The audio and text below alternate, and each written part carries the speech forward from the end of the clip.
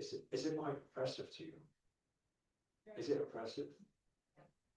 Is it quite impressive? Because I was backstage, I was impressed too. I was like, oh, I said, this guy's pretty sexy, you know, it's got a really sexy resume, you know? But why I'm asking you that is because you all have that. I want you to just actually take a moment, breathe that in and let it sink in. You all have everything you just heard. I wanted this session today to be very special. It's going to be very different to next week. Next week we've got 30 hours together and have a lot of fun. But I want you guys to feel this. You need to understand everything you ever see, when you, wow, whoa, that person amazing, whoa, that person. I'll tell you something, you see it because it's within you. You cannot see any reality that doesn't belong to you. You cannot meet anybody who's wow if there isn't an element of your vibration that has somewhat of a vibrational match to that vibration. You would never see it. It's the law of attraction. It's not an opinion. It's not saying I would like to attract, not attract. It's working. It's not working. No, it's working all the time. And it's working right here, right now. So as you look at, wow, this sexy beast on stage, you guys need to also acknowledge that you're also that sexy beast too. You understand what I'm saying? Like it's part of every single one of you. And it took me a long time to realize that all my childhood dreams, from wanting to be a superhero or wanting to change the world or help people and all those type of things, it was part of me. And I want to ask this question to all of you. When you were, how many of you were ever a child? Raise your hand. And how many of you would just not raise your hand no matter what I asked today? So how many of you were ever a child? Raise your hand, please. Thank you. Okay. Now, if you're a child, how many of you as children, you have ever seen any sort of superhero movie or anything, and you just play your little game where you're flying around, I don't know, your living room or something, or putting a blanket over yourself and pretend. How many of you have ever done anything like that where you see some superhero thing and you think, right? Let me tell you, you're destined for that. I'm telling you, you're destined for it. It was a part of it. Like that's why you're here. A lot of people ask the reason, that big reason. Why are we here? What's the purpose in life? Your purpose is to be a superhero. If you ever watch any movie, any film, and then you watch, the villains beat the hero at the beginning, and then it comes to finally the hero wins at the end, how do you feel? You love that moment. Every time you love that moment, you wait for that moment, and when it rise, you're like, oh, amazing. Why do you feel that way? You feel connected. And then your childhood, when you came here, a very pure soul, without all the conditioning and all the social stuff that we have today, you were free. You were free to dream and fly around your living room and pretend that you're that person. And then what happens, for some of you, it may happen, how it happened with me, is that I go to school. And then because I'm originally, well, my parents are from Hong Kong, although I grew up in the UK, but I'm Chinese, and I'm an outcast in the UK. And so through bullying, or through saying the wrong things, and then the whole class starts laughing, and suddenly I became muted from the age of 5 all the way to 25. 20 years of my life. If you told me to introduce myself, at age 15, at age 18, at age 24, at age 25, introduce yourself. What's your personal? Like shy, yeah. That's how that would be my identity. I'll say that is me. And I was so convinced that that was me. Nobody could tell me otherwise. But then I realized that, no, actually that was not me when what happened. I'll tell you what happened. Actually, my dear mom's at the back there. If I say hi, mom. She flew in actually just today from the UK. She's my biggest fan. She comes to every event. love you, mom. and anyway, it was until one time I was on stage and I kept telling people I've been shy all my life, and then suddenly I broke through. And then mom had a conversation with me one day, and she said, "Why do you keep telling people you've been shy all your life? Remember when you were 3 and 4 and then 5 years old, you kept running around all the streets and you kept saying, 'Hi, uncle, hi, auntie,' and everybody used to say you always talk all the time." And then I recapped, I was like, oh yeah, why do I only remember I've been shy all my life? But it's because of something happened. And what I see in all of you is you are all there is this superhero inside of yourself. There's this soul craving for more. And then because of conditioning, we feel like I'm not worthy or I'm not capable. Because people told you it's not that easy. Or you're not smart enough, or people are better than you.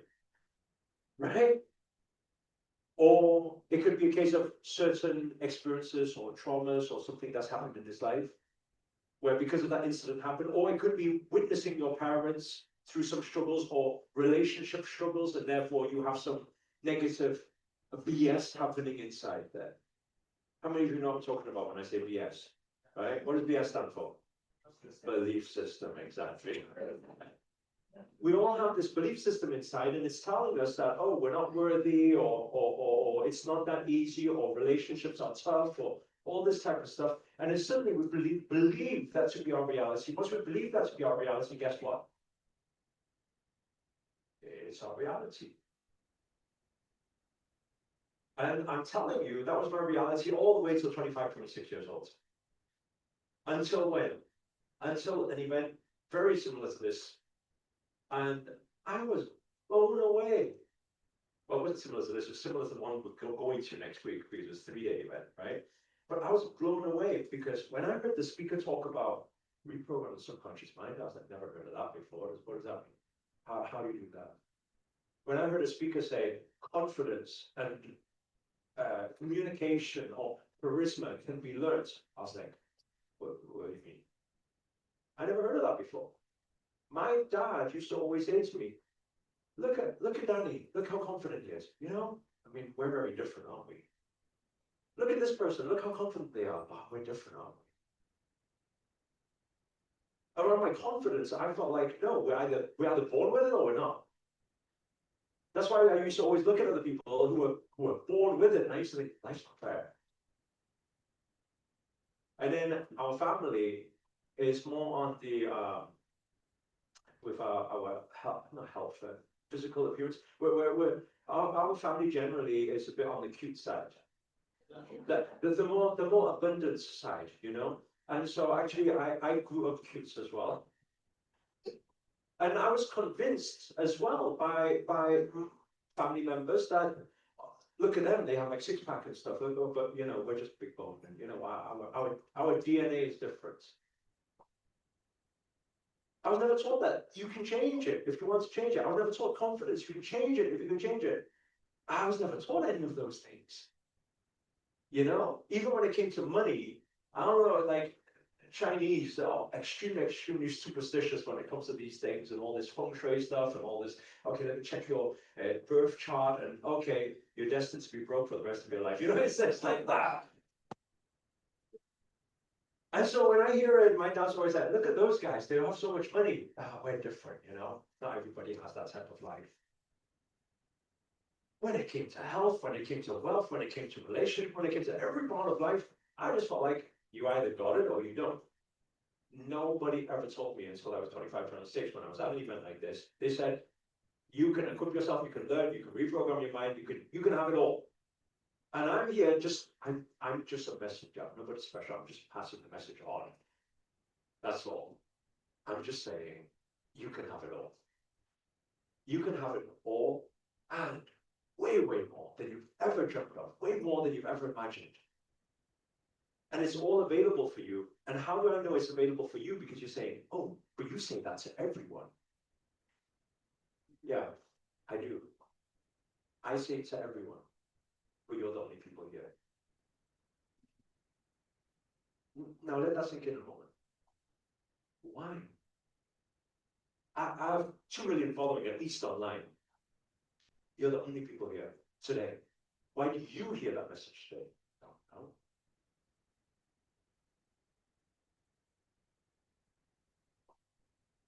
I'm here to tell you, you're special. You're supposed to change the world. You're supposed to do something big. You have that within you. But what really needs to be done is we got to shed the layers. Yeah. That's why when it comes to the next weekend event, the whole first day is shedding the layers. And let me tell you something, when you shed the layers, it's going to be painful. Next week, when it comes Friday, you guys are going to be crying like a baby. You're going to be in the ballroom upstairs, you're all going to be crying like you're... And then you're okay. So what's wrong? You're just going to be crying like a baby. You're going to be crying pretty much all day, because what we're going to do, we're going to perform an operation next week. Yeah. I performed this operation with 1,000 people around the world now, so we're going to kind of like cut around here. And open this up, and when we look inside, I'm going to be like, "Whoa, there's a lot of shit in there, right?" And you guys go, "What are you talking about?" And I'll say, "Look, see," and then I'll put it all right in front of you, and oh my God, I did not know. I did not know all those negative beliefs and doubts and fears. They were all in my blind spot. You guys know what I mean when I say blind spot? How many of you would admit that maybe you have some blind spots?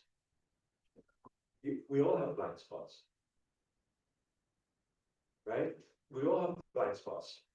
I witness it all the time, especially when taking this perspective, coaching people. You always see people, "I'm not complaining, but it shouldn't be that way." And you're like, I think you're complaining. "I'm not." Well, you don't need to be angry. "I'm not angry." It's like, okay, I'm sorry. You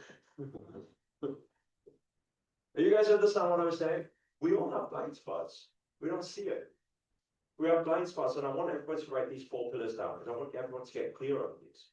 Health, wealth, relationship, purpose. 4 pillars. Health, wealth, relationship, purpose. Everyone take a deep inhale. And exhale.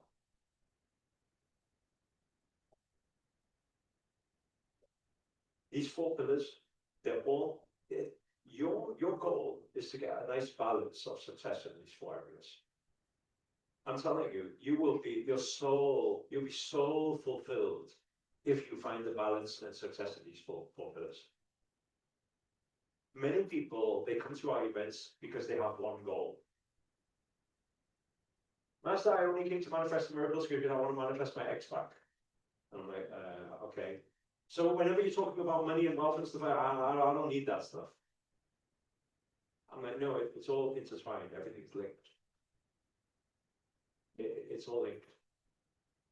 Like, well, first of all, is health important? Yes or no? Yeah. Absolutely. Without health, you don't have anything. Health, your energy. It makes a big difference, by the way. I'm telling you, it's like, and by the way, I knew I needed to be here in the US. I knew it. I just knew right now I had to come here. And I'll tell you, that those of you who attended any of my online events over the last year, you see, every time I say I'm going to the US, don't go. It's really bad out there right now. That's exactly why I need to go. I feel, I'm sorry to say this, but I feel like you guys need help. I'm scared people in the US need help. They need help. This like mentally, emotionally, vibrationally, physically, your portion sizes are just they're ridiculous. Like it's almost like you're set to fail. Like they set you up. Really. Like I go anywhere to eat. I eat salad mostly, but when I order a salad, like the portion size of the salad makes eating a salad unhealthy. Do you understand what I'm saying? And And you're faced with that every single day to be the norm. It's set for failure. Everything is the whole system. The whole system's fucked up. It is. That's basically what it is right now. And by the way, the government is never going to fix that for you. Your president is not going to fix that for you. Actually, no. Actually, the only person who can fix anything for you is yourself. And then also another thing as well. Only you can fix you, and once you fix you, your approach should be, hopefully, that you will try and fix more people too around you. I'm guessing you guys have the heart to do that, otherwise you probably wouldn't be here. And so when we look at health, I think there's problems, right? And by the way, there's not, I know some people, they get very, equality, no body shaming, no, look, I'm not saying anything to anyone, right? You need, when you look at your truth, I mean, you look in the mirror, you see your truth. Yeah. I'm not here to go stab anyone or anything like that. No, you figure it out yourself, right? And today and next weekend, I'm not here just to be a friend, which, one of those friends where you say, hey, does my bum look big at this? No, you look fine, and then start bitching behind your back. No, I'm here to be your best friend. You know what a best friend does? What does a real coach do? A real coach who's your best friend, they speak the truth. And let me tell you something, speaking the truth is not the easiest thing to speak, because why are you afraid to hurt people? No, what I'm saying is your awakening process or your personal development or your growth, you require to get a little nudge to feel, oh, I don't like what he said. And then to then question, why did I not like what you just said?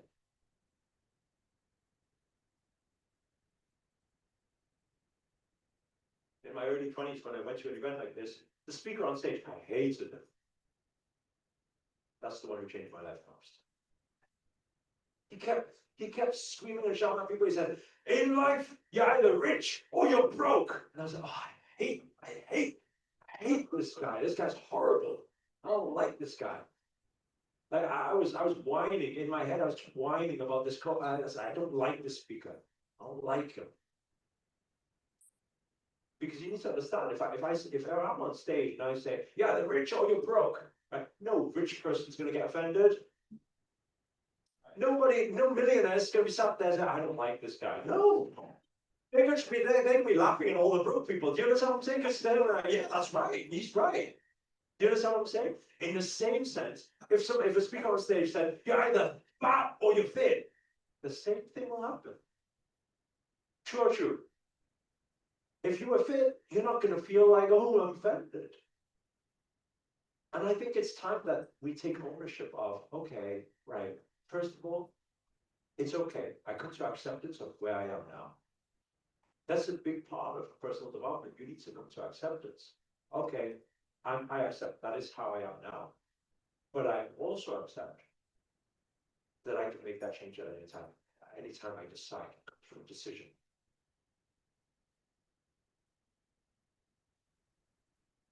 And this is what all this training is about. I want you guys to understand, people say, how many of you heard when people say, change takes time? How many of you heard that before? Right? No, it doesn't. Change happens in an instant. Change happens with a decision. People say, oh, someone's smoking and they quit smoking. No, it happens in an instant. I'm smoking and I quit. But it took me 10 years, 12 years. No, it didn't take you that long. You were just not quitting smoking that time.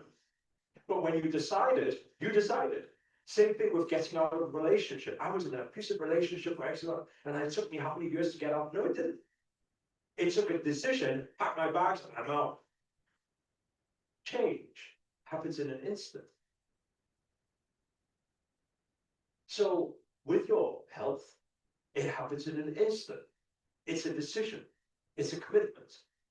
With your wealth, it happens in an instant. And this is a very big thing as well. If I could speak to my younger self, okay? Although to many people, my younger self did pretty well. For a college dropout, starting a business at 19, 20 years old, and becoming financially free by 24, 25, it's quite good to a lot of people. Hey, that's not pretty decent. But if I could speak to my younger self, I would say, hey, why were you aiming so low? Because in my upbringing, I was taught, or with social conditioning, I was taught that you do things one step at a time. So, like building wealth, so go, make $100, go, then make $1,000, then aim for $10,000, then aim for 100K, then aim for more, like that. Today, I realize it just worked like that.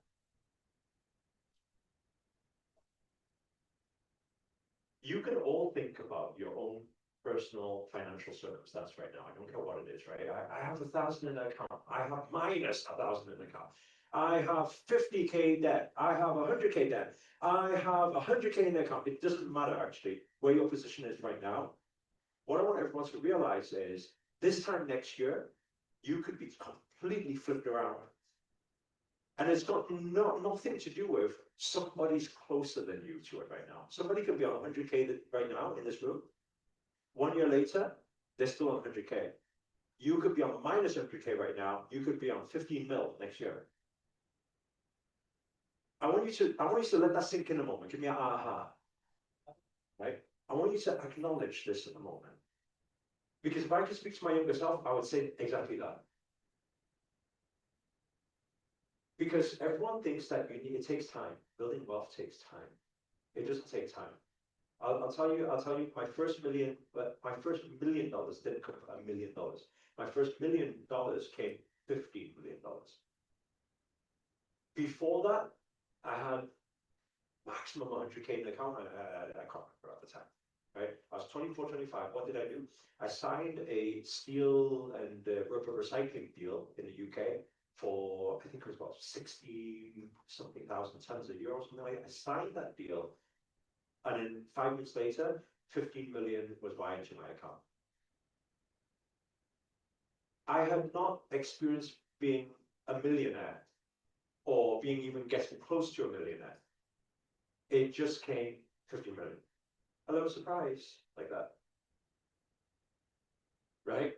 In the same sense, in today's world, especially with like things like now, you have so many cryptocurrency opportunities and things, right? And by the way, when I say that, don't say Masters told me to invest in crypto. So then you go, that's all I got from it. So then you go home tonight, sell your house, sell your wife, sell your husband, whatever, and put it all in there. That's not what I said, because most of cryptocurrency is very risky. But I'm saying, if you know what you're doing and you put it in the right place, these cryptocurrencies are mad. They're crazy. They are crazy. I'm talking about you will put 1K in today, and then 1 week later you have 100K in the account. You're like, well, what just happened? You won't even know where it came from. You're just like, I don't. This can't be real. That's how this is happening every single month. In fact, is anybody here inside our investment group? Right? You guys would have seen last month with Altura, it's 10x. It's 10x in 2 weeks. So if you put 1K down, 2 weeks later you have 10K. It's like, no. How's that possible? Well, it's possible. It happens literally every single month in cryptocurrency. And so I have a friend in Dubai, and he was working in a what was he? Supermarket, just on a cashier. And then he's a Bitcoin billionaire. I don't even know if he's billionaire, but he's definitely got hundreds of billions, right? But it just happened, and it happened within a year. He went from just a very ordinary job to suddenly becoming one of the richest people. And I'm sharing these things with you is because this is all these things and tools and strategies is available for every single one of you. So actually, some people say, "Oh, Master, but you don't understand. I'm currently in debt." There's no difference. Actually, your starting point in 50K in debt, 100K in debt, to somebody who's 100K up, actually, to me, it's the same. I really wouldn't feel a difference, because it's like it's the same. Right now, you probably don't know how money works. That's all. If you want to manifest money, there's certain things you've got to do to make it happen, right? And so The second part, what I want to cover is about the wealth part. And some people say, why do you always talk about money? Some people say, I always ask people when I start events, I say, how many of you think money is important? Some people say money's not important. I find that quite shocking. Because I always ask people, I say, the dude who said money's not important, I'll tell you what to do. Let me give you my charity website. Go take all your money now and just donate it to the kids in the orphanage. Because if you don't think it's important, I'll tell you, they know it's important. Yeah. I don't know what reality you live in where money's not important. And a lot of the time when I dive deeper with that question, I say, why would you put your hand up to say money's not important? They say, oh, well, you know, for me, family is more important. And I'm like, excuse me, I wasn't asking what's more important in life, family or money. My question was purely, is money important? What's the answer? You would be eating without money. You have no clothes to wear without money. You have no shelter without money. How can you say money's not important? And then what I realized, the reason why people have something against money is because they don't understand abundance. It's not abundance vibration. Why would, tell me, you guys tell me, why would, when I say, is money important, why would somebody answer, no, I think love and relationship is more important? Why would people say that? What do you think they think? They're not worthy of money. Well, I mean, their thoughts in that moment is what? Either or. That's their thoughts in that moment. Either this or that. That's their thoughts. Right? So what about abundant people? What are their thoughts? If you're abundant in vibration, what's your thought? Both. Because in most people's mind, what are they doing? They feel, oh, if I'm going to be chasing money, I'm going to need to sacrifice something. So then they say, no, I think this is more important. And I'm like, dude, but you missed the point. I was just asking if money is important. The answer should absolutely be yes. If you can't give me all your money, then surely it's a yes. And it's quite ironic how most people who say money is not important, they're working all their lives for money. 9 till 5 every single day. You doing it for fun? Most people not. Most people do it for money, yet at the same time they say it's not important. But it's because they don't understand. They haven't felt this abundant vibration. I'm telling you guys, you can have it all. If you want to repeat after me, I can have it all. I'll say it all. Say it again, I can have it all. So to the person next to say, you can absolutely have it all. Turn to the other side, say, you can absolutely have it all. This, by the way, this is my challenge. I mean, this big challenge today. I mean, we've got this session here, but over the next weekend, that's my biggest challenge as well. My biggest challenge is that you guys have a conditioned brain for, as I don't know what ages you guys are. Some of you look extremely old, right? But how many years you've been conditioned?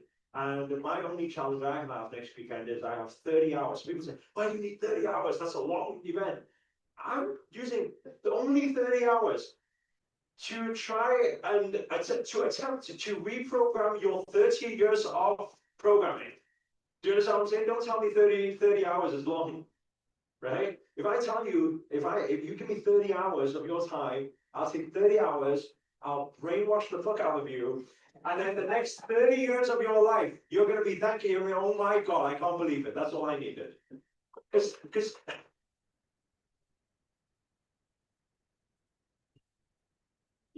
you will get brainwashed every single day, you know that, right? Yeah. You get brainwashed by media, you get brainwashed by everything. Every swipe is brainwashing now. Every swipe. And you all think you all have your free speech, freedom, equality, things like that. And nobody has it.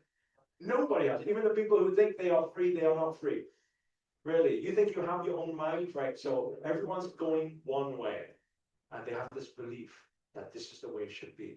And you're like, no, I go the other way. And then your group of people are going the other way. But you're also convinced by the other group of people. So now you're leaving that cult to join this cult. And then you think this cult is your cult, but it's not your cult because you've been brainwashed to think about that. Do you understand what I'm saying? Some people, Illuminati. Some people are fighting the system. No, everything's conspiracy. Yeah. And then you buy into the conspiracy thing. Guess what? You've been brainwashed also to be the conspiracy, fighting the conspiracy people, you know? It's the same. We're brainwashed regardless. Every single day you're being brainwashed. My question to you is, how do you choose to be brainwashed? I used to always have that thing. I used to think, you know, oh, I don't want to brainwash anymore. I want my own thinking. No, actually, you have no own thinking. Your thinking will always come from your surrounding. It will always come. Now, you've only got a choice here now. Is to say, okay, if I'm going to get brainwashed anyway, you are by your society, by your upbringing, by your surrounding. Then what environment am I going to place myself in? And I made a conscious choice around 13, 14 years ago that I'm going to surround myself with all positive people. That's all. Right? I'm going to surround myself with all positive people. There's a saying that says your network is your net what? Your net worth. Right? Breaking out of any struggle is very simple. Your first manifestation, I'm giving you this, I would say it's probably the biggest hack. Your biggest way of manifesting what you want is first manifest the environment. Think about that moment.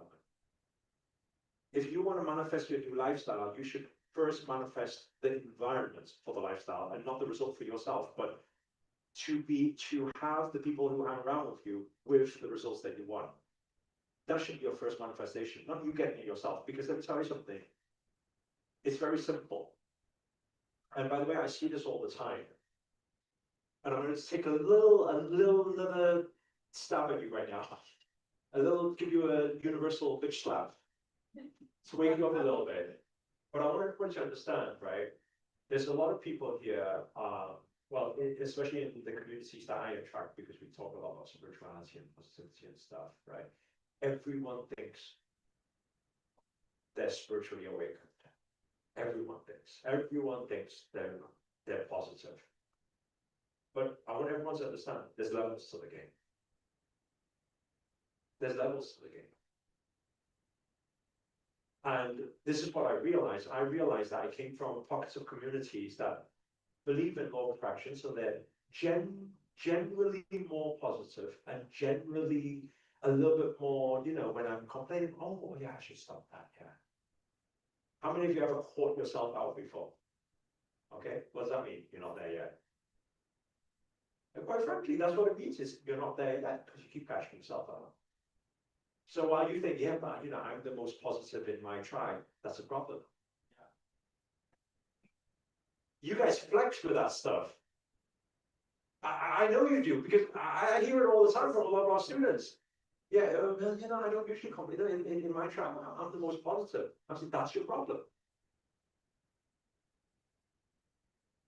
That's your problem. You know, I was before I was when I was in the UK, I felt like I was quite honestly stagnant for maybe about 4 or 5 years. Like I reached a certain potential and I was stagnant. And then, but it was past a successful stagnant. Wow, you drive a Lamborghini. Wow, you have this. Wow, you have that. But only I knew that, hey, actually, to be honest, I know that in the last 4 or 5 years, I haven't had a breakthrough. And for me, that's not okay. Because we're in this physical realm very, very short time. And for me not to have any breakthroughs, and if I'm not growing, there's a saying, if you're not growing, you are dying. If you're not growing, you're dying. You look at trees, you look at nature, everything's the same. If it's not growing, it's dying. And so when I started to realize that, I said, I need to get out of it. The first thing, for me to be in my same environment, everyone's, wow, he's got everything. Wow, you're the best. Wow, you're amazing. Great for my ego, but not great for my growth. I'm the richest in my community. I'm the most positive in my community. No, just be. Why is that good?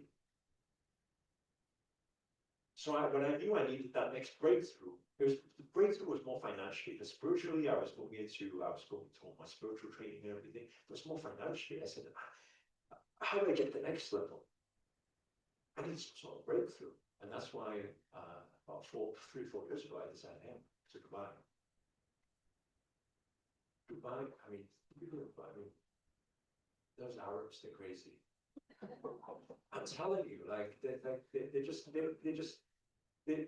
just think 24K gold around their house, just around their home, just around the walls, just because they can't, like, just like, yeah, looks good, right? No, but just because they can't, just like, the gold, just sticking on there, you know, like they're crazy. They really are crazy.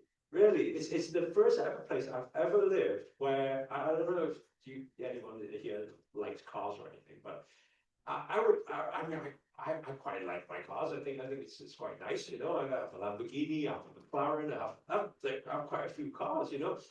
But it's the first time in my life where I have all those cars and I feel broke. When I drive around, everyone's Bugattis, and I'm like, oh, I don't know about getting like that's a lot of money, you know. And when I know that, I think there's levels to the game. And then some people who don't understand, they misunderstand this. And I want to make a big point on this. You know, spiritual, how many of you class yourself as quite spiritual? Raise your hand. So you guys are the weirdos, right? Nobody gets you, right? You people at work and they all think you're weird, hugging trees and when you're doing, like, you know, doing a little potion stuff and the little crystals here with the full moon, you know. It's like,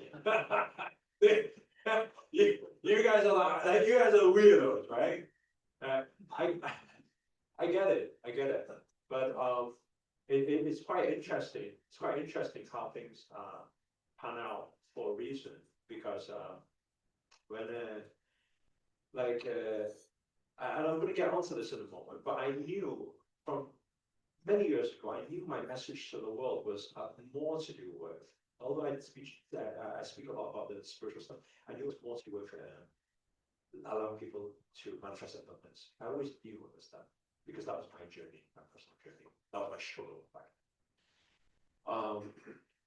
But it's very interesting because when I speak about abundance and manifesting abundance, for some reason I attract a lot of spiritual people into the events. And then when spiritual people, I wouldn't say get to know me, as they start to know me, they get confused. But this guy is like, what, he wants breakthrough, wants to make more money, has he not got enough already? I'm like, I think you missed the point. You can say you're getting to know me, but you haven't got to know me yet. Because actually the clothes I'm wearing today, whether I've got an extra 10, 20, 30, 40, 50 million account, to before that is the same clothes. So why do you think I'm making more money? What's the purpose? Oh, I think it's greed, Now, if you have greed for money, that's bad. Money is not bad. Greed for money is bad. You know, in the Bhagavad Gita, it says something about this thing about detachment. And I love this line. Because a lot of spiritual people practice detachment. Have you seen everyone's going all this like minimalist stuff, and, you know, going, have you seen that stuff, right? I'm detaching, I don't need power anymore, I don't need my clothes anymore, you know. I walk around barefoot, you know, as Jesus did, you know, so many years ago. So I'm going to do the same, you know. I don't need air conditioning on a hot day. I'll just sit under a tree, you know. It's like spiritual people are funny. They have their little species thing, right? But it's funny because when spiritual people, they meditate, and you say, "Are you one with the universe?" They'll say, "Yes, I am." Are you abundance? Abundance, as the universe is. And I say, "Okay, cool." Are you everything? Are you one with God and everything? Yes, I am. It's like, okay, now open your eyes. Look at your 4 walls. Right? Look at your house. Look at your car. Look at look at everything. Is it abundant?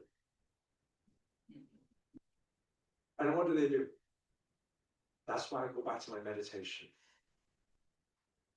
They visualize the shit out of that. You know what I'm saying? I'm abundant. I'm rich. I'm wealthy. I'm saying, but dude, wait there 1 second. Just open your eyes. 1 moment. Have a look around. Is it abundant? Okay, so why do you think you're receiving all these downloads? Why? Just so that you think God put you on this planet so that you can always try to escape by closing your eyes and visualizing that you're a tree and you're connected to the Father Star and light's flushing down your soul and going through all your chakra system so that you can ground yourself. Do you think God put you on this physical planet with eyes to see the reality so that in hope that you can find happiness and peace whenever you close your eyes through yoga and meditation? Absolutely not. I'll let you take a guess. If you had a conversation with God right now, and you say, God, why do you put me on this planet? Or God, am I supposed to be abundant in this world? What do you think God's answer is? What do you think God's answer is? Am I supposed to be abundant in this world? Yes, you're supposed to be abundant in this world. You're supposed to be abundant in that world, alternate world. You're supposed to be abundant everywhere because you are me. You're supposed to be. And I love it when my spiritual teacher, Master Sri Akarshana, he always speaks about detachment because there's guys, you know, they come to these yoga events, they say, so I'm practicing detachment right now. And my grandmaster, he always laughs. He's like, and I said, and he says, you never had anything in the first place. What are you detaching from? But that's the thing. All these minimalists, oh yeah, you know, I don't need this, I don't need this. Yeah, not needing is okay, but this is the line in the Bhagavad Gita. He said, right? It's not about not owning materials. Detachment is not about not owning materials, but detachment is about not allowing materials to own you. It's not about not owning material. Owning material is not a problem. Owning a car, owning a house, owning something nice, that's not a problem. The problem is when you allow those things to own you. And that's the problem with society. That's the problem with society because they have this compulsion and addiction to things they don't even understand. Shopping, buying things. Like the new iPhone came out a couple of days ago, and those queues outside, it is crazy. You would think it was free. And it's more crazy that the majority of people who are actually lining up don't actually have, they're not really that abundant. The people will finance that out, they'll do everything for a phone. And what's wrong with the iPhone 16? Is it from? It's the new one's orange. Yeah, well, yeah, but suddenly, you know, when it comes to Apple and iPhone, everyone becomes abundant. That's quite funny. But why don't you carry that type of spirit in your own personal development and everything else you do? Well, don't. Why? Because that becomes a need. They feel the need. They need. They're attached to these things, and what society thinks is wow. You know, and the commercials and everything you see. That becomes the problem. Having everything is not the problem at all. I'm telling you, you should have everything. I'll take the end, I'll throw it at you. Catch it, take it all, take it all, take it all, all of it. Take it all. Abundance, everything, take it all. Breathe it all in, take it all, take it all. Give it all of you, there you go, take it all, take it all. Don't be shy, you guys are too shy, look at you guys. It's too much, no, take it. Take it all. There you go. Oh God, here you go. Take it. Sprinkle some abundance over there. Take it. Everyone, you guys don't need to be shy here. I already know you guys are weird. You guys already appear so. You don't need to just be weird on full moon. You don't need to be afraid of me. I'm okay with weird. I know there's stuff you do on full moon. You know.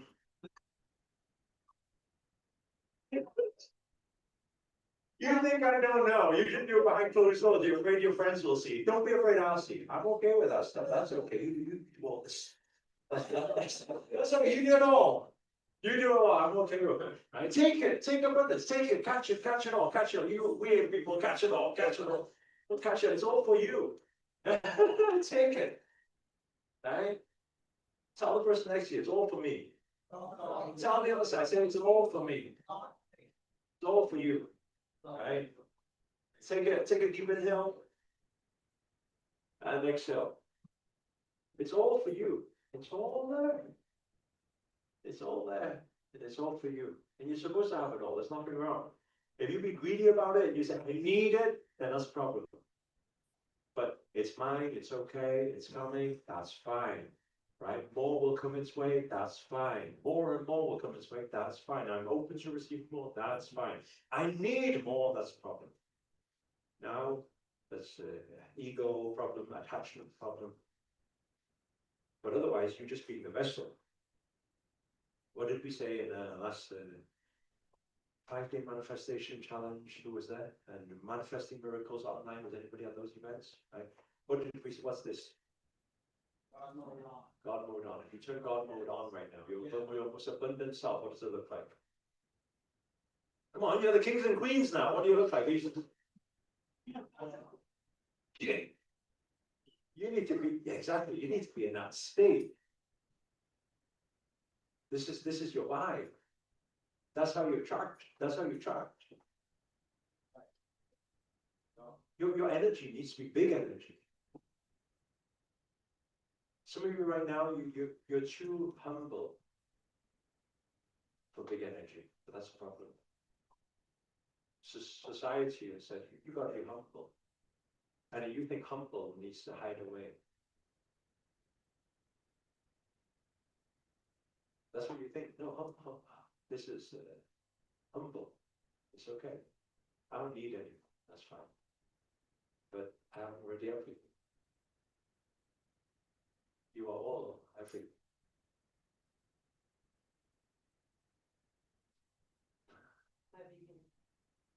Everything. It's all yours. Your energy is too big. Yeah.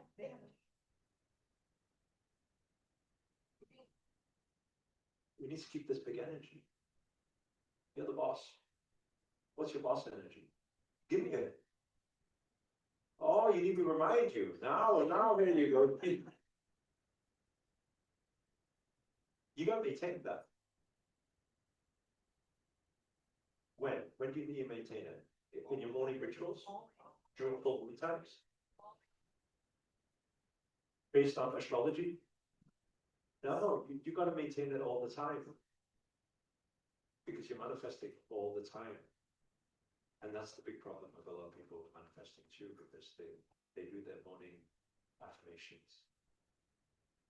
And then the rest of the day is sabotaged by their thoughts. Everyone's like that. I see it. You're VIP. Raise your hand if you're VIP. Everyone, just raise your hand anyway. Damn it, just raise your hand. I'm VIP. Say I'm VIP. Of course, right? If you don't raise your hand, I'm gonna get the team to give you a new badge. It's gonna say NVIP. Not a very important person. See how you feel about that. Next time, who's VIP? VIP, raise your hands. We're all VIP. Every day you should feel you're VIP. Every moment you should feel VIP. Everywhere you go, you should feel VIP.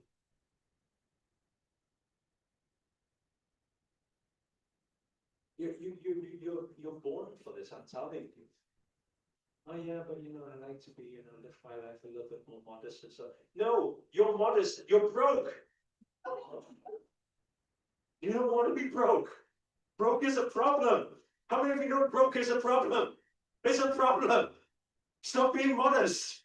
Don't give that big energy out for us. Go for the big energy. Go, everyone, go big energy. Okay. After big energy, if you feel like sometimes I'm treading that line of a bit of ego and showing up, okay, come back now. Come back at it. Find that balance. And figure out when is it ego and when is it not. Then that's a different spiritual journey. But right now, give big energy. You don't want to play modest now. You don't want to play small game. That's not why you're here.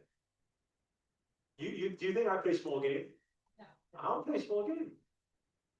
I don't. So why are you attracted to come to this event? Somewhere deep down inside your soul, you don't want to play small game. But society tells you should be modest, be humble. Shouldn't be so loud. It's not like that. Wealth. All of you should have financial freedom. Right? What is financial freedom? It's not about the money. Nobody cares about money. All of you should have time and money freedom. That's what it is. You should all have passive income. I'm telling you. On the second day, on Saturday next week, I'm by the way, people say, oh, I'm a good teacher, I'm a good coach. I'll tell you something. I don't really think I'm a good teacher, I'm a good coach. You know what I do? It's actually just very simple. I just open up my bank account and I say, this is how the money comes in. Let me show you the process of how the money comes in. That's what I do. I want my events. Like next weekend, the first day, Friday, will all be that mind stuff because, got a lot of stuff in there. So we gotta deal with that. So we're gonna do loads of things, cognitive reframing, energy healing, loads of different meditations, visualizations, childhood stuff. We're gonna do all that fun stuff on Friday. But on Saturday, it's gonna be differently. Saturday is all strategies.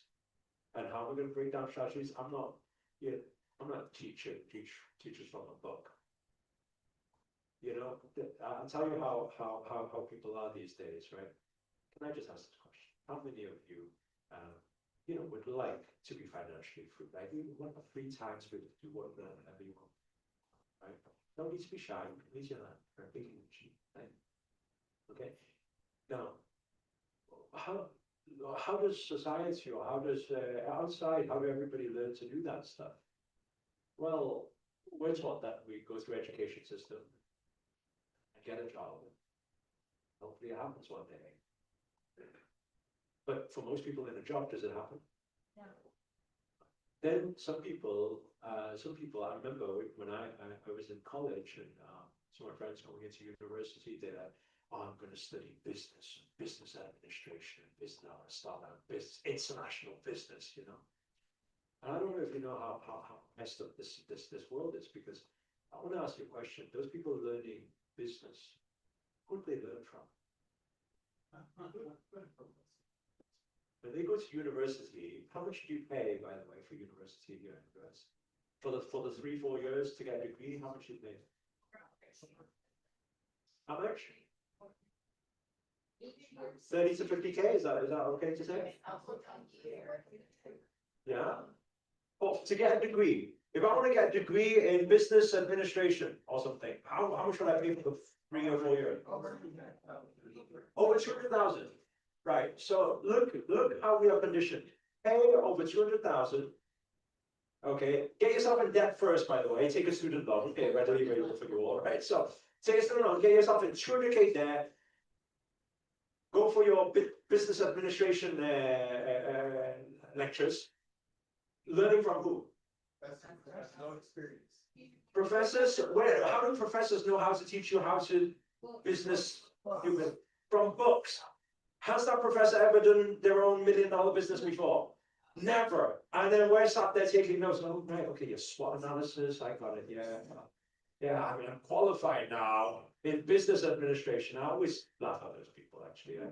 I'm quite cruel like that. I laugh at those people and I say, so how many businesses have gone into administration from you right now? It's just, many businesses fail. They don't know what they're doing. But I don't teach from what I've read online. I don't teach from what YouTube videos I've watched before. I don't teach from what books I've read before. I don't teach the SWOT analysis, business planning. I don't teach that. Actually, I don't teach any of that. So if any of you are looking for a degree, then next weekend's event is not for you. I won't even give you a certificate at the end of it. You're not going to wear any hat at the end of it. But what I will do, I will just basically say, look, here's one of my accounts. Here's another one of my accounts. And here's another one. I'm going to show you at least 3 of my accounts. And I'm going to say, look, that's how many million there, how many million there, how many million there, how many want to know where it came from. Okay, let me break it down step by step how it came from. And then if you just follow the same thing, you can do it too. How's that sound? I don't need you with business experience. I don't need you with loads of wealth, degree, whatever. I don't need you with any of that. I need you just blank canvas coming in. It's the same. I don't know anything. It's okay. I'm just sitting here. I'm going to say, okay, so show me 1 account, 2 account, 3 account, and how the millions of dollars went there, how the millions of dollars went there, and how the millions of dollars went there. And he's going to show me, by the way, next week, I'm only showing you 3 strategies and 3 strategies only. If I show you any more, it's just going to be overwhelmed for you. Why I'm showing 3 in the first place, not because I expect all of you to do all 3 straight away, but at least you can pick one that most resonates with you. Some people say, oh, I don't like that way. Okay, here's the other way. Right? And by the way, none of the ways is drug dealing. So it's like, it's all legit stuff, right? But the best thing about it is all 3 that I'm going to be sharing with you next Saturday, all 3 strategies and all 3 breakdowns, right, is all systemized to become passive. You need to understand, for me to be able to sit here, look, I wish that one day you could also be like, you know what, I don't know what I'm doing this weekend. I can either go and party with my friends, or I can pay $20,000+, set up the whole thing, and just invite people for free and just help them. I wish one day you could do that too. Do you understand what I'm saying? Because I want you guys to understand. Do you think, while I'm speaking to you guys, do you think there's still money coming in somewhere? Absolutely. I'll just show you next weekend. I'll show you that. What? How does that fit? I never knew you could do that before. I never knew. Because in my upbringing, my dad always said, you got to work hard for your money. So what did I do? Cook noodles, you know. $5 a box. You know how many noodles can you cook to become a millionaire? I calculated one day. That's why I gave up. I don't want cooking noodles anymore. $5 a box, you know. It's actually, I used to calculate that. That's like, you need to understand, like, that was my sport then, you know. I used to calculate time myself. I can do 3 minutes, 1 box of noodles, and I used to calculate how much money I could make in a day, and then all the car, I used to calculate all this stuff. So what if I can do 2? I used to do 2 boxes at one time.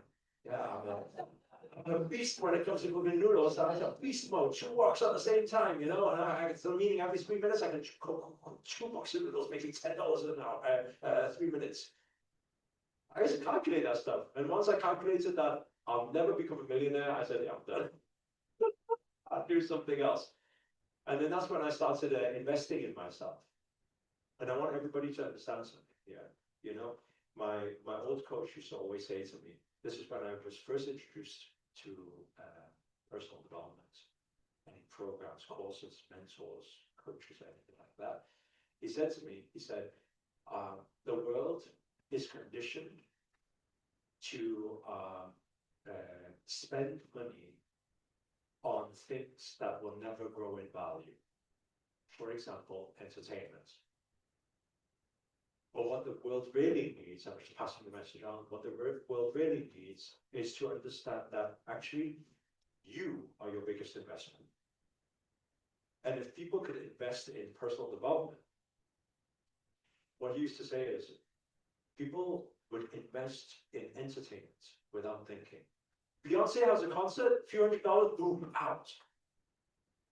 Master Sri Akarshana has a 3-day life-changing transformational event that will teach you how to change your life around, become financially free and abundant and everything. It's $300.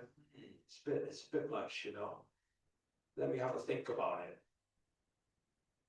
How many of you understand what I'm saying here? Right? When it comes to entertainment, people, boom, it's okay, credit card, doom, out. When it comes to education, people don't have this, you know, because we haven't been conditioned to do so. And so when he said that, I was just like, okay, so what do I need? That's what I said to my coach at the time. I said, what do I need? He said, you want to become financially independent? You need to get yourself financially educated. So I did the mentorships, I did all the different things. After I did all that, he said, I said, I've achieved this abundance. I said, but something's not sitting well inside of me right now. And he said, what's that? I said, I don't know. I said, I don't know what it is. It's just something's missing. And he said, are you enjoying what you're doing? I said, not really. So you're missing the passion. Maybe the thing that you're doing that makes money is not giving you a sense of purpose. I said, I never thought about that. I said, what do you mean sense of purpose? How do we get a sense of purpose? Anybody ever asked that question before? Like, what is my purpose in life? Why am I here? Why do we get put on planet Earth? You know, we get put here so we live, go to school, get a job, then die. You know, what's the point? Yeah. So that's when I was questioning all of that. And what did he say? And I want everyone to write this down. He said, purpose comes from service. The purpose comes from service. what is the service? Right? Because people are in service now. Oh, it's Sunday, we've got to church. The service is when one can serve beyond themselves. You're satisfying your soul need, not your physical. I'll give you a very simple example. We're talking about 4 pillars before. First pillar was what? Health, right? Important, yes or no? Yes. Second pillar is what? Important, yes or no? Third pillar is what? Relationship. Important, yes or no? Absolutely important. Final pillar is what? Purpose. I'll tell you, the first 3 pillars, for a circle now, first 3 pillars satisfies our human needs. As a human being, if we don't have health, we don't even have life. So we gotta have that. Right? As a human being, if we don't have wealth, we can't even survive. So we gotta have that. As a human being, we connect and speak to people every single day. We need to have good relationships. When we don't, it messes everything up too, right? We get frustrated, we get emotional, we get everything, right? So relationship, it's a human need. But let me ask you a question. Do you think there are people in this world where their marriage is okay? Nothing wrong. No big problem. They're making good money. No problem. Their health is okay. No problem. But they still question there's something missing. How many of you think there are people out there right now like that? That was me. That was me. At 25, 26, that was me. Everyone said, you got everything. I said, I just don't know why.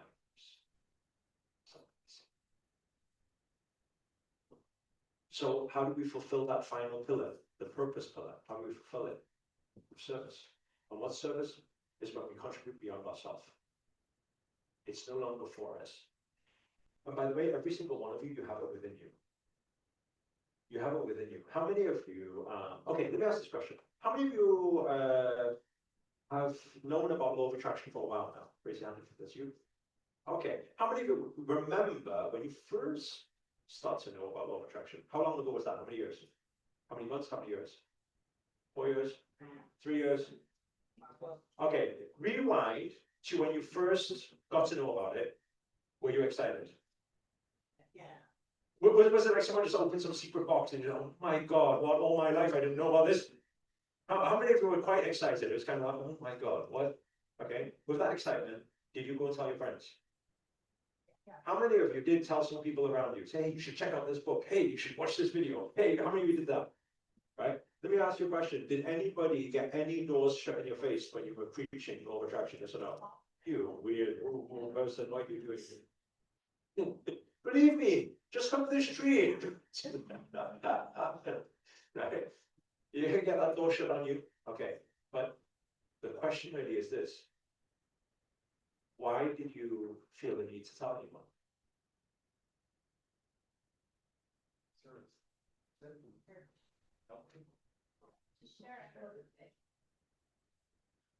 You are never satisfied just getting things for yourself. I'm telling you. That's already a big piece of the puzzle already solved. You are never satisfied just getting things for yourself. You can have all the wealth in the world, you can have all the best relationship, you can have best health. You are never just satisfied having it for yourself. You are never. Why? Because your soul has a soul calling, a soul craving that is beyond yourself. So your next level is always what? Is always, how do I give it? When you're as a kid, you already see these in kids, by the way.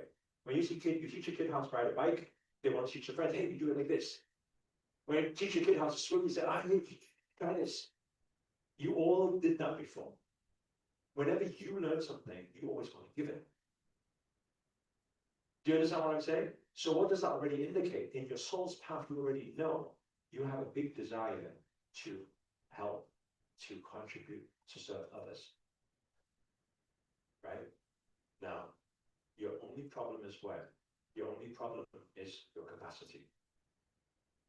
Why some people, okay, I know it. I've heard him say this time and time again. I understand his service, his contribution.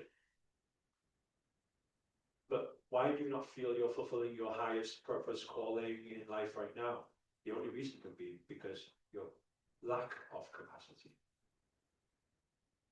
I know I want to do it. One day, when I have money, I want to create my charity too. one day when I have money, I want to help the homeless, so I want to do this, so I want to do that. One day when I finally have some money saved up, I also want to be a speaker or influencer and help people. One day. How many of you have ever been guilty of thinking or saying that one day before? Well, what do we change it to now? Day one. That's what you change it to now. You switch it around now. Today's day one. Today's your day. Today's the day start. It's your time. You don't need, if you keep thinking one day will never come. If you think day one, then start manifesting right now. That's the big difference with a lot of people thinking, one day I'll do this, one day I'll do that. I've always been a day one person, actually. I don't know what it is with my instinct or how I was in past life and why it brought me to being that way, but I've always been the day one person. And that's why a lot of people, who's my mom, my dad, or anyone else, they never used to understand. They always thought I was rushing into things. They always think I'm just diving into the deep end, why you do that, you're not ready yet. And I've always been the person who jumps off the cliff and then builds the plane on the way down. I've always been that guy. I've always been that guy. And I'll tell you something, it's always worked out. It's always worked out.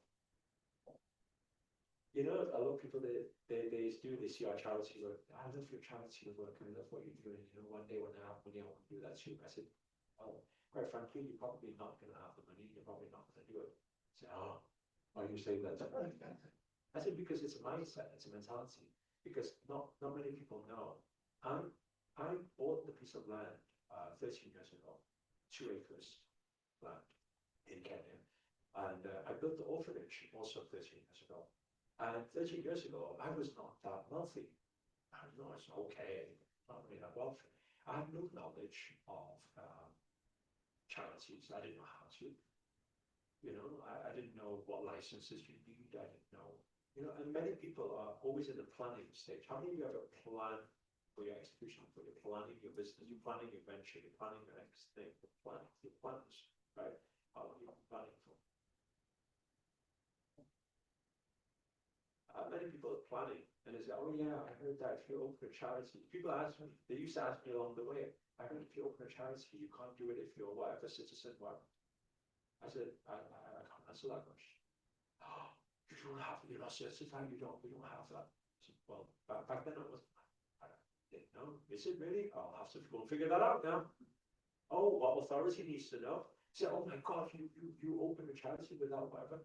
I said, dude, these kids, they're in the forest, they're roaming around, they got mom, no dad, they're dying.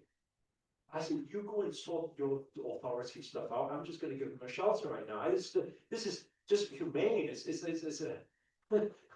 I just felt it's my duty. I didn't know I'm supposed to write a business plan to figure this out. No, they're dying.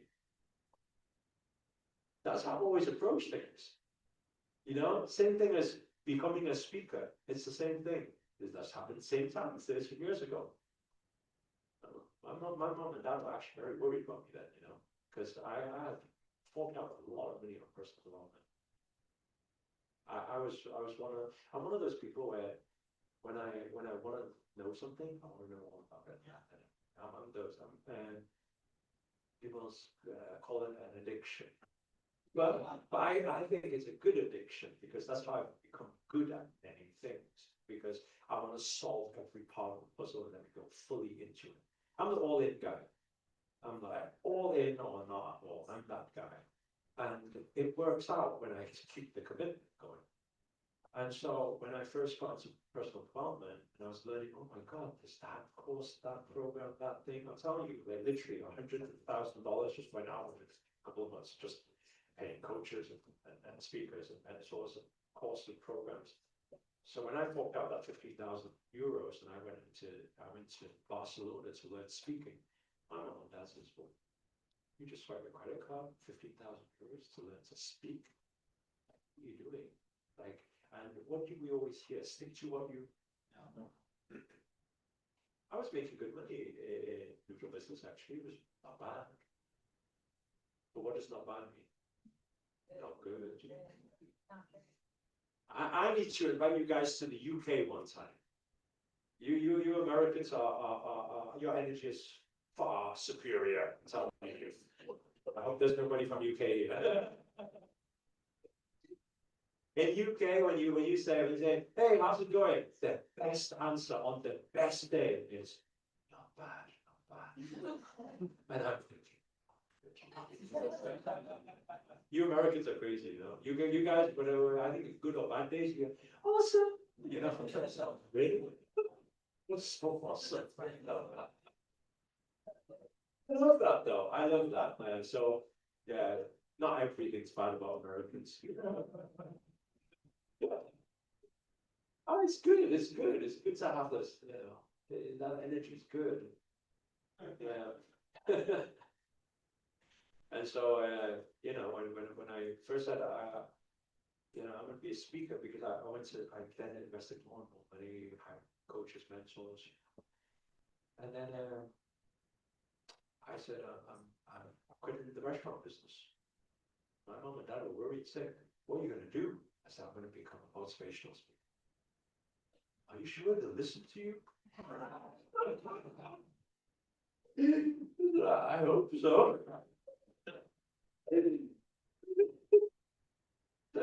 Yeah, I said, so what you can sell it? You're going to sell your noodle business, yeah? I said, no, I've left. You what? I've left. I told my dad I've left. You idiot, you left. You spent 7 years building that business up, franchise business. You didn't sell the business. Why did you sell the business? Be patient. Why every time you do anything, you all just jump and dive into it? Are you getting paid as a speaker now? No. So who's going to pay you? Oh no. You idiot. You know. Now my dad's different. Now, you know, my mom and dad's different. They got interviewed actually, and last time we were in the US, they got interviewed. We were saying, oh yeah, Master Sri's mom. Did you always know she was going to be something? Yeah, we always knew.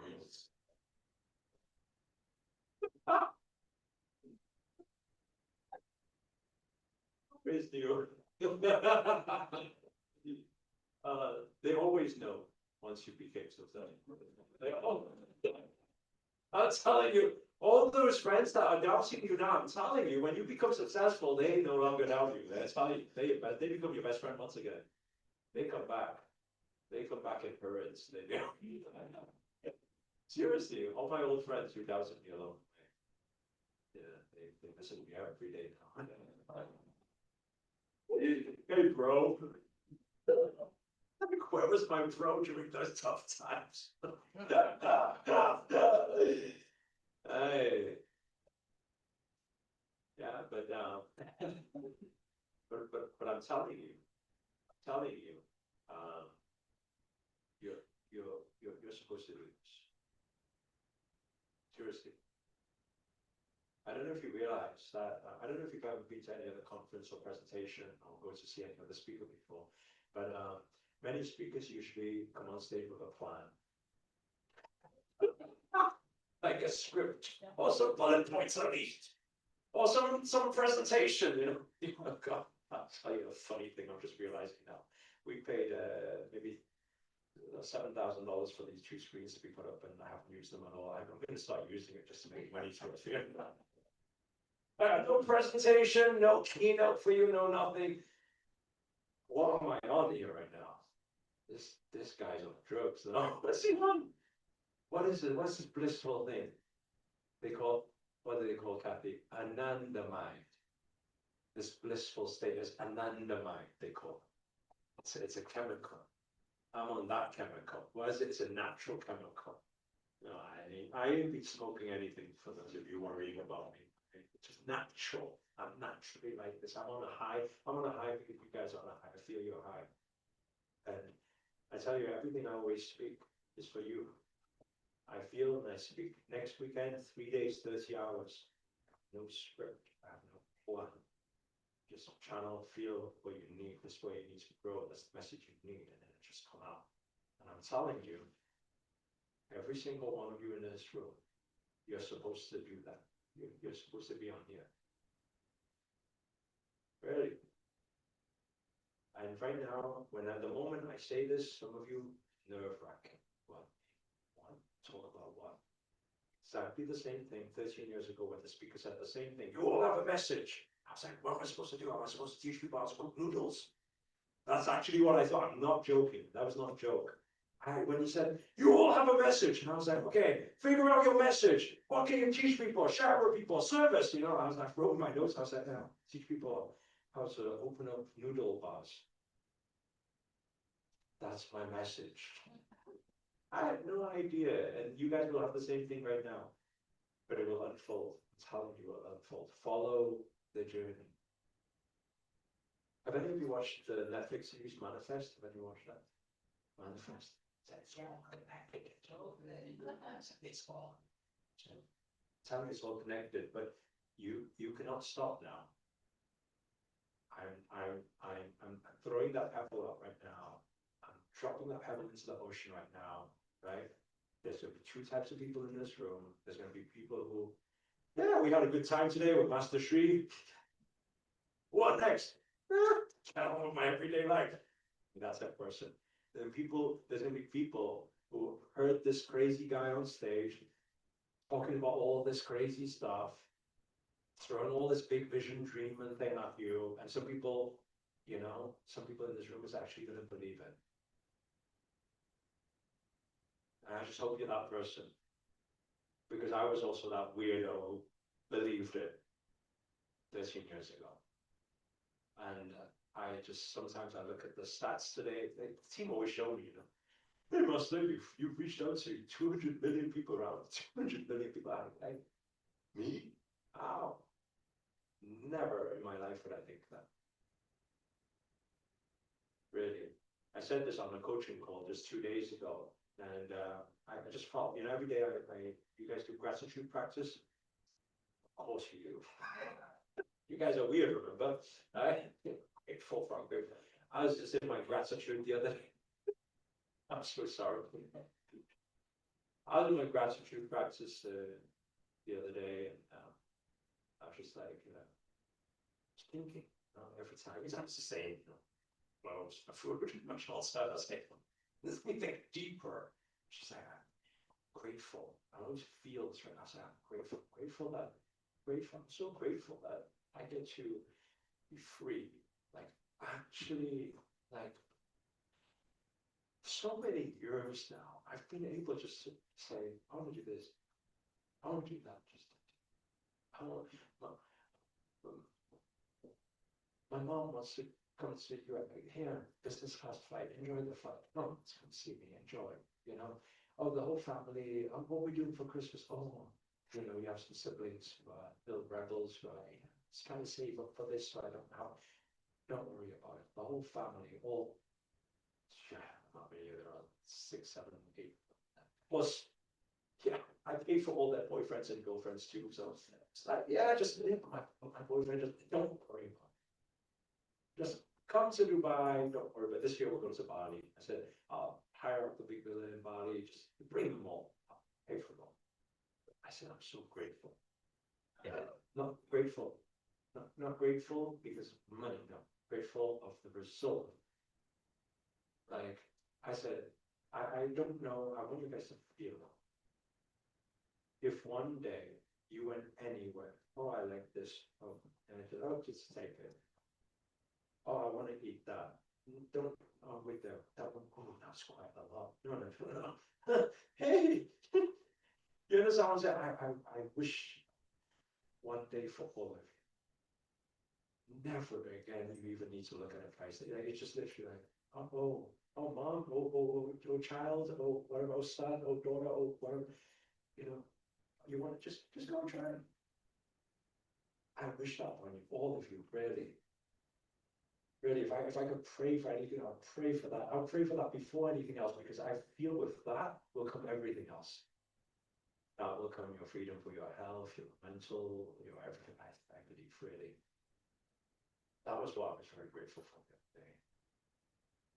And yeah, that's the party we're having next weekend anyway. I haven't even talked about the third day yet, but the third day we're going to woo. The third day was going to be out of, actually literally out of the spot. We're going to do some nice dimension stuff. That's what I learned in the Himalayas, and it's quite weird. We're going to be very weird. So we're going to lock the doors on day 3, just in case anyone accidentally sees what we're doing. Don't think we're cults, you know. We'll get reported, you know. So on day 3, we're going to take everyone on a trip, a nice journey, to figure out, wait there a second, you mean there's more than just what we see here? And you mean that other thing, whether it's past life, future life, or like parallel dimension stuff, actually changes this physical? Yes, it all is all connected. And I want you to at least get a glimpse of that. And then we finish off a beautiful, powerful meditation. Hundreds of people, you know, it's high energy. It's going to be crazy. It really is. Yeah. And I want to say one more thing before I go and end it forward in my time. We'll do some questions and coaching and get to know you guys a little bit in a moment. But I'll do one last thing before I finish this thing. Some of you who've been following my journey recently will know that I always talk about manifesting miracles. I'm not manifesting goals, I'm not manifesting what you want. I want to explain the theme of the event. Miracle manifests through you. Goals manifest by you.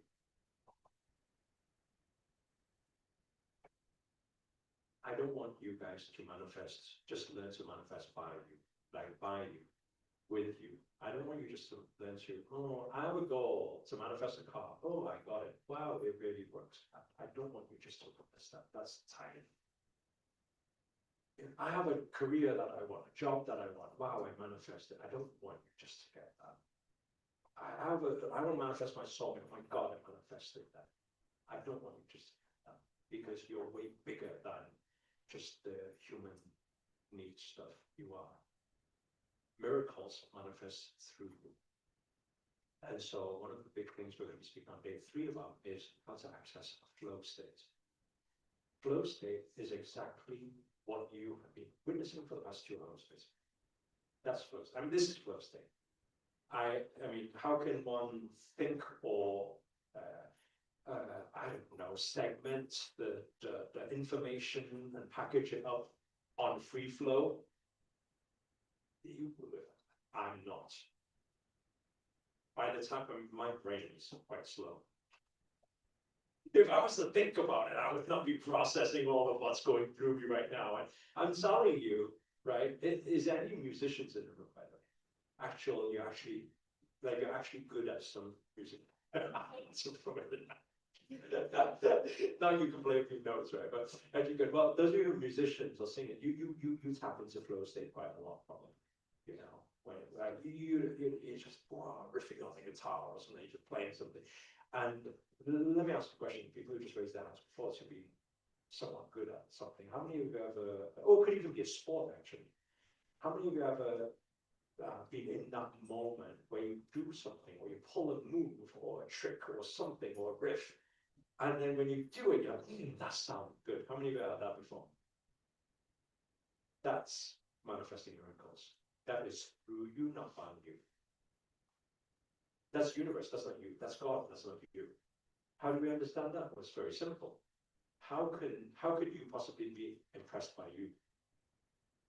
I mean, just for that, do you understand what I'm saying? How can you be like, oh my God, that was good? How can you be impressed by you? You know you. You can only be impressed when something is beyond you. Do you understand what I'm saying? Like I'm telling you, you guys will not know. My human brain for the past 2 hours has been what? Wow, you're amazing. But that's how I am all the time. Every time I'm on stage, because the thing, the team are always like, what are you going to say on stage? What do you want me to prepare? What do I don't know. I said, can you give us a little bit? I don't know. Right? And then sometimes they interview me before I go and say, okay, what's going through your mind, Master? I say, just to relax and just allow what to come through to come through. That's all. That's my prayer before I come on stage every single time. It's just that. I just say, I'm just going to go up and have a good time. Just whatever comes through me, comes through me. I'm just to feel everyone's energy and have a good time. That's all. And then what happens? Comes out perfect. And every single time I say a few words, every time I say, everyone give me an aha. Ah. That's actually whenever I'm impressed by myself. Next time you hear me say, give me an aha, you'll know he was just impressed by himself. Because it just comes through, and I'm just like, that was good.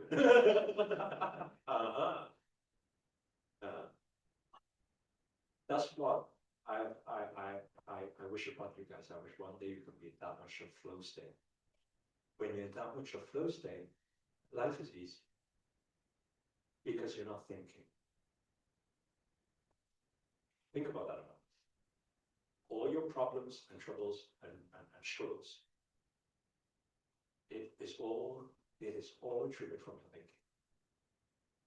Everything. Think about the last time you were upset, unhappy, whatever. It's your thinking. It wasn't anything else. Imagine if you could not think ever again. Whoa. All your troubles, worries, stress, everything gone. Now what do? Now you become the what? Witnesser, thank you. You become that's the ultimate blissful state, become the witnesser. I've been witnessing myself the past 2 hours. And I will continue to witness my life. And the more I become, because let me ask you a question, who's the ultimate witnesser? God. And they see everything that they're affected by now. Look how godly everything in Mother Earth holds everyone, carries everyone.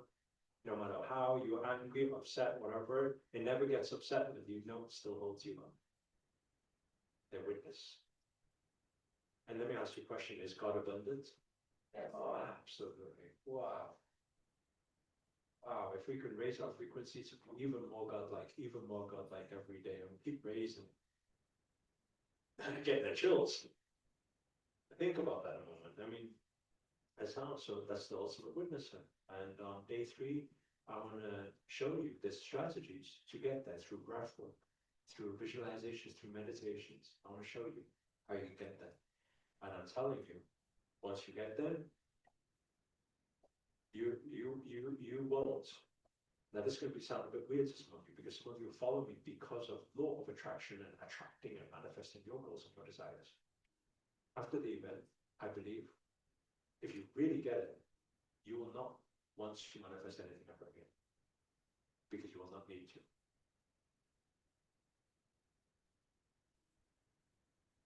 If you say, Master, what's your goal for this?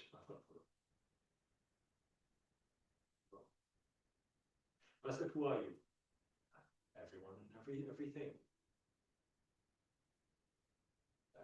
I'm not going to say, I'm a speaker. No, that's limited. Why? If I'm to be one with God, I cannot be a speaker. No, I cannot give myself that identity. Why would I limit myself? You will never need to manifest anything, and then you will watch miracles continuously manifest through you.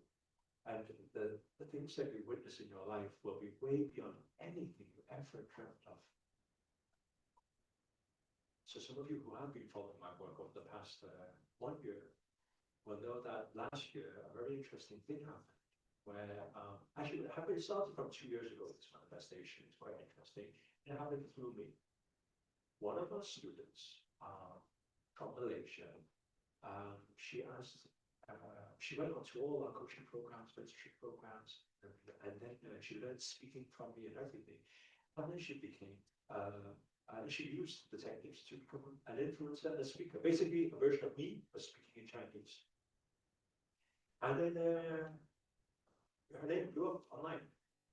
And so she taught my exact programs to all the Chinese community. And her events even started becoming bigger than my events. So, wow, that's amazing. I'm really proud. So one day she invited me to one of her events. When I was at one of her events, she said, this is the platform. So this is, you taught me everything. So I was on that event. And then can you just share a few things? And in my extremely broken Chinese, I said a few words with loads of English in between, and she helped me translate those a bit as well. I kind of communicated around 30 minutes of somewhat of some message. I tried anyway. And then whilst I conveyed that, all the Chinese students were keep typing. I could read this. They will keep typing. You should run lessons in Chinese. And I was reading it, and I was thinking, can you even understand what I'm saying? Like, it's so broken that it's just like, I don't know if I manage that. But then I reminded myself of what I teach everybody every single day. Stop thinking. Okay, so I stopped thinking. And then I started to say the words that I teach everyone all the time. Everything that shows up, everything that shows up for me is for me. Everyone repeat after me. Everything that shows up for me is for me. Say it again, brainwash yourself. Everything that shows up for me is for me. So I said, stop thinking. Everything that shows up for me is for me. Yeah. And so when I seen that, I said, okay, I'll run a Chinese class then. So what I did was I set up a YouTube channel to speak in my very broken Chinese about law of attraction. And it was terrible. I'm telling you, I know it was terrible because I record English videos like this. Like I've recorded 2,700 videos on my video channel. So that to me is like you guys eat breakfast, It's like I turn the camera on, boom, 10 minutes, out, done. My first Chinese video took me 4 days. Yeah, 10 minutes. It was 10-minute videos, 4 days to cut. And I'll tell you cut because of the and in between. And it's kind of like, hi, 大家好，有没有? Like, it's actually like that through the whole thing, right? So the thing was like that, and basically I cut it out, and I put it out there, and it got 30,000 views, and I was like, why? So I said, oh, I got my second one now, so it's been another few days. Cut my second one, it got 50,000 views. Second video. I cut my third one, it got 100,000 views. Within 3 months, I had 75,000 subscribers on that Chinese channel. And I was like, this is a bit stupid now, because you guys got many fluent speaking Chinese people you can listen to and learn law of attraction. Why you wanna watch this stuff, And but obviously I wasn't questioning, because why? I said, no thought. I remember myself all the time, no thought. Okay, whatever shows up for me, so much before. Then, because in 3 months, they asked me, they said, because they see me running a lot of these English events, they said, when are you going to run a Chinese event? And I said, no way, if I run a Chinese event, I can't cut anything. And I stand there like on the air for 3 days, I'm like, oh no. And anyway, what did I do? What's the first protocol? Stop thinking. Don't think. And then my mantra comes again. Everything that. Come on again. So what I did is I said to the team, I said, let's set up an event in Taipei, Taiwan, because that's where most of the fans are, and let's set up that event and just sell the tickets. So the tickets, I was actually not, to be honest with you, at the time I was not that excited to win the event because I was quite nervous. And for a person who's been a speaker for 10 years, 9-10 years, and being nervous is quite, something, because I just didn't know how to express myself in one go. And so I told him I did something unconsciously, and I set the price of the tickets like without discounts. A lot of the time we offer discounts on our things. So basically, the minimum general ticket was $1,000 US dollars, and in Taiwan, that's quite a lot of money. So, and I unconsciously actually said no discount because I was actually wishing and praying for less people, so I don't need to humiliate myself. Now, that's quite funny, oh, by the way, this is the first time I'm telling this truth, by the way. And then anyway, the event happened. Well, actually, before the event happened, put it into context. In 3 days, we sold out 2,200 tickets. shit, right? Now the shit comes in, there's two parts of the shit then. Because the first part of the shit was, oh shit, 2 point something million just came into my account. Like, what, in 3 days? Why did they all buy the tickets? The next shit is, shit, Chinese needs to improve in like 3 weeks, you know? So there was two parts to that. And anyway, that happened. So I was there, it happened. And then because I was very nervous about the whole show and speaking, I said, maybe I'll make it a little bit more entertainment, because otherwise they can be quite disappointed with the lessons, you know. So I was like, I get some dancers in, and I hired some dancers, I had a rapper, and all the rest of it.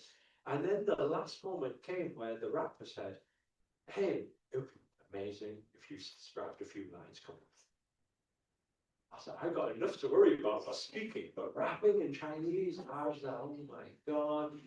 And then what happened? I said, first protocol, what? Stop thinking. Second mantra comes. Come on, everyone. I said, okay, I'll do the rap, give me the lines. So I was going through. And even just before coming on stage, I was like, I'm not ready for this shit. I've never rapped in my life before, but in Chinese rapping, I said, I'm gonna need to hold my phone, okay? I know it doesn't look very good, but I'm gonna need to hold it on the way up rapping, okay? So I was holding my phone and I was like rapping and pretending to be all gangster and shit, you know? And just like, I rapped the whole thing and I forgot lines, I messed up some of the lines, I completely was off the beat. And then everyone was cheering, and I'm like, oh my God, why did you even cheer for that? Cheering. I'm just like, thank you, see, okay, take your seats. And then basically the 3 days went on. On the third day, during one of the platinum sessions, one of the platinum people came up to me and said, hi, my name is Sian. Oh, hi, nice to meet you. She said, I'm the music manager of all the biggest artists in Hong Kong. This guy, that guy, this guy. Yeah, I said, I've heard of them all. I manage all of them. I said, wow, great to meet. No, it's not that. I would like to have a meeting. I said, okay, yeah, we can chat now. So we sat down and she said, are you serious about your music career? I was like, what do you mean? Don't think. Stop thinking. I was like, well, yeah, well, not really, but yeah, but what? Why? I'm wondering if you'd be interested if can I be your music manager? I said, wait. I said, wait. Tell me, you manage all the biggest. You're the music manager of Universal Music, all the talents, all the best in Hong Kong. You manage all of them. Yeah. You want to sign me? Yeah. Okay. Yeah. I will. Everything. I'll show support me. It's me. Okay, first of all, yes, that would be wonderful. But there's only a few things I do need to tell you. I cannot sing and I cannot dance. That's okay. We can work it. We can work the magic. I know all the people teach you this, teach you that. We can work the magic. Okay.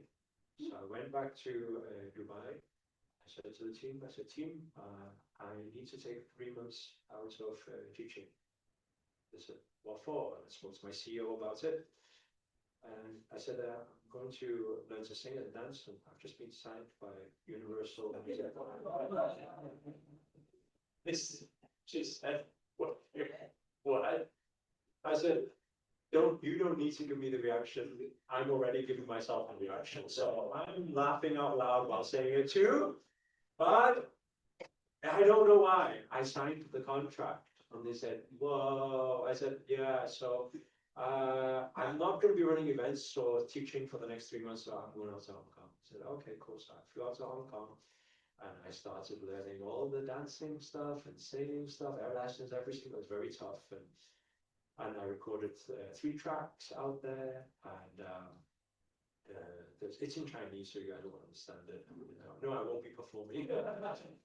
And anyway, they're out, and we've got a lot of different collaborations. And actually, what you guys probably don't know is, I was in a lot of, I've been in a lot of media in Asia now, and plus I've got another music track that came out a couple of months ago.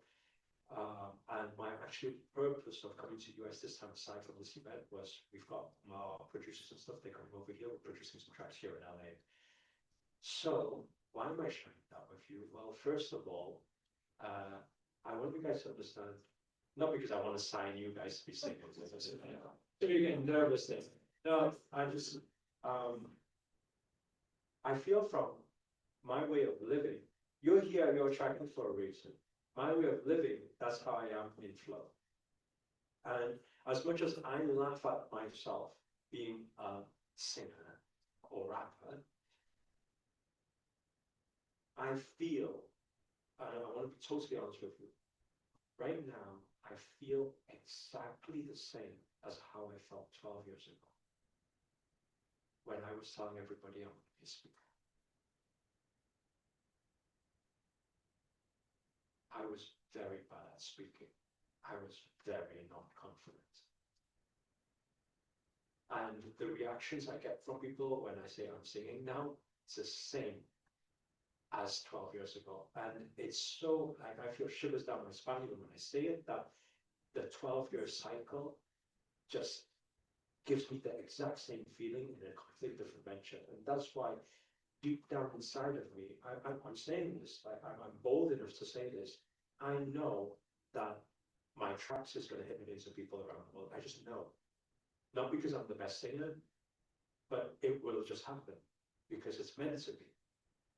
I'm in flow. Why on earth would anyone sign me? Like, there's no reason for it.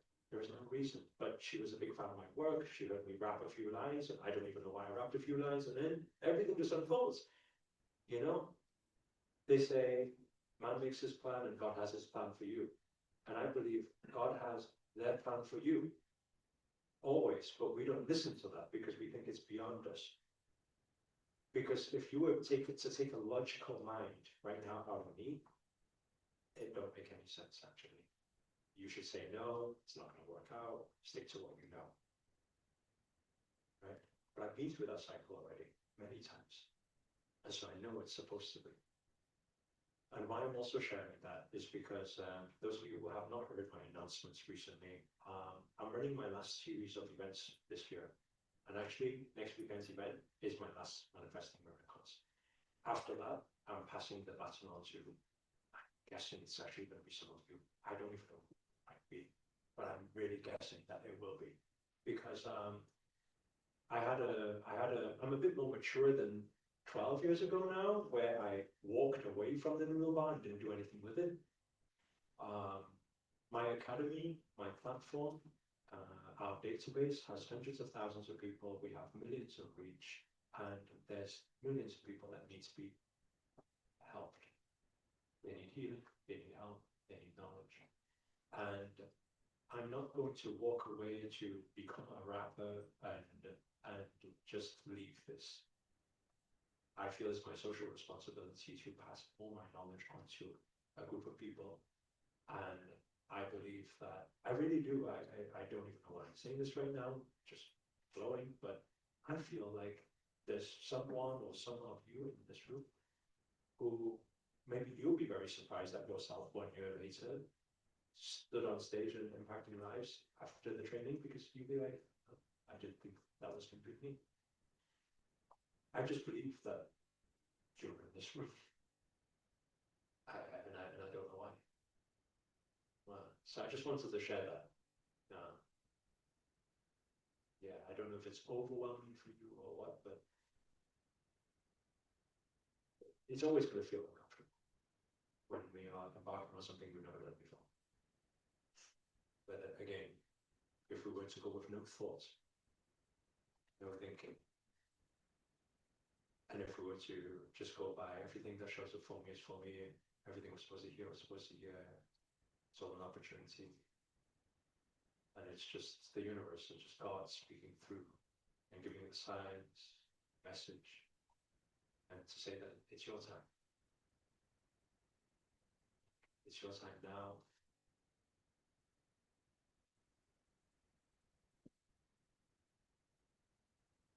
Like, you're meant for it.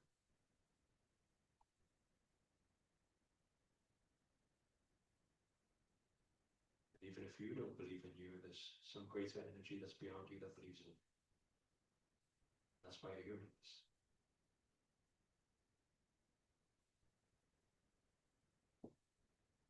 And all you need to do now is just to give yourself a bit of honor yourself a little bit, and to acknowledge that you deserve more.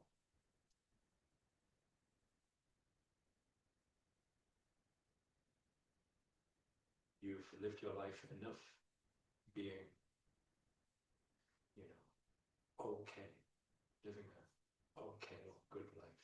It's time to live a great life.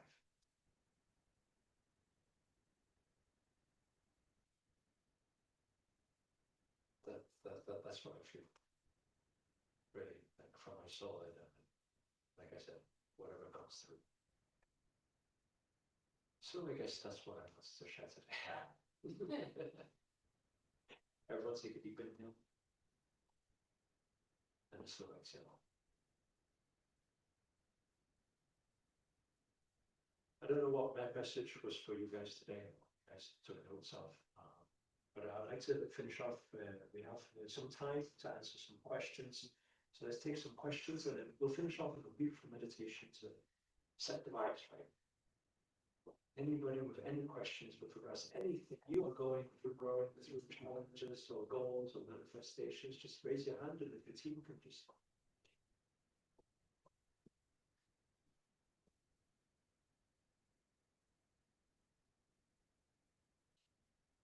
I almost don't know if I should even ask this question, but one of the reasons that I came here today is I'm getting stuck.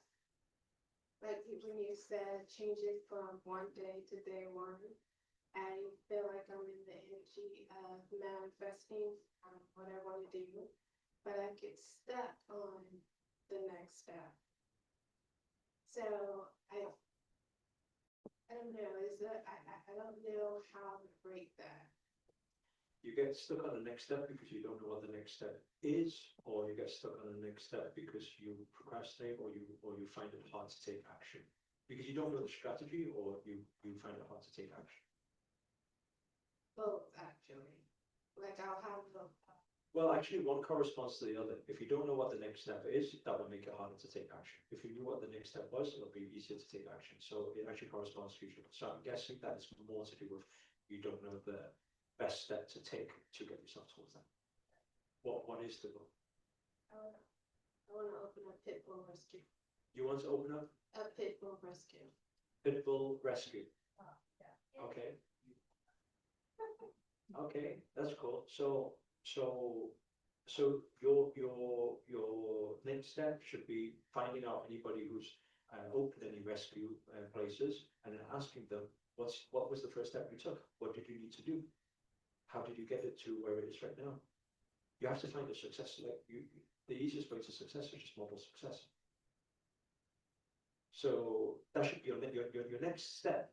Should actually be finding other rescue places and then calling them or knocking on the door and speaking to them and saying, hey, I want you to do something like this. And how did you go about doing it? That's your next step. I think it's the fear. There's a fear associated with it that is a little paralyzing. So I don't know if It's a little what do you mean by that? it means the fear stops me. The Fear. right. But why do you have a fear? I think a lot. Well, what's the worst that can happen? Failure. What is failure? Like what is the failure situation then? Getting myself into a bunch of debt and then not end up helping any dogs. Well, why would you not help any dogs? How could that help? How could it happen that you wouldn't help any dogs? There's many dogs to be helped, so you will for sure help dogs. Right? Getting into that part, I can understand that part, but why would getting into debt be a failure? Even put it into this perspective, right? If I got into debt and I saved someone's life, would you say I failed? Hey, it's a good deed. There's no failure. What's the failure? You have a passion for this thing. If I got myself into massive debt and I saved all the children we have at the orphanage now in Kenya, I would never class myself as a failure. I tried my best. But then the thing you're fearful of, what you're fearful of is the part where you need to empower yourself. So you're scared of debt. So what do you need to empower yourself? Financial education. So right now, what is the approach to open it? You need to knock on the doors and ask the right people, right? What do I need to do? What's the first step, right? The next part is, okay, so if I'm doing this, then I need to be good with money. Are you good with money now? I think that's the answer, right? So both manifesting and spending. So if you want to manifest learning how to manage money effectively. Yeah. Are you coming to the event next weekend? You know what? I didn't plan on it, but I do plan. No. Well, what can we do in 2-3 hours? You know, I can get you to take a bunch of notes, but it's not the same because when I have 30 hours, when I'm breathing air, free step down, just take notes and you just follow. It's very different. So try to get yourself there. Yeah. So I think it's like that. Like what you're doing is a beautiful thing. What you're wanting to do is a beautiful thing. You will get support from it for sure. For sure, because everybody, there's a heart, there's a soul in everybody. So if you speak the idea out to people, you don't need any good sales skills. Some people will have the hearts to give. So that's the thing. There's many dogs that need helping. So for sure, you'll be helping some dog you'll be helping for sure. So you don't need to worry about that. The only part is the financial part of it. So yes, you don't want a passion project to dive in emotionally and go all wrong. So you need to be, have that financial intellect to say, okay, how's money going to keep funding it? And then how do I keep going at it? So you need a plan. So you got to put that plan together. Yeah, but that comes to financial education. Like what you're doing, I'll tell you something. If you were to set that thing up, okay, you set that, whatever charity, organization, whatever thing you do, however you do it, right? Once you set that charity organization up and you're ready to go, right, you can count $10,000 from me. The team can record this down, right? I'll be your first sponsor, right? So I'll be the first $10,000. I'll put it towards your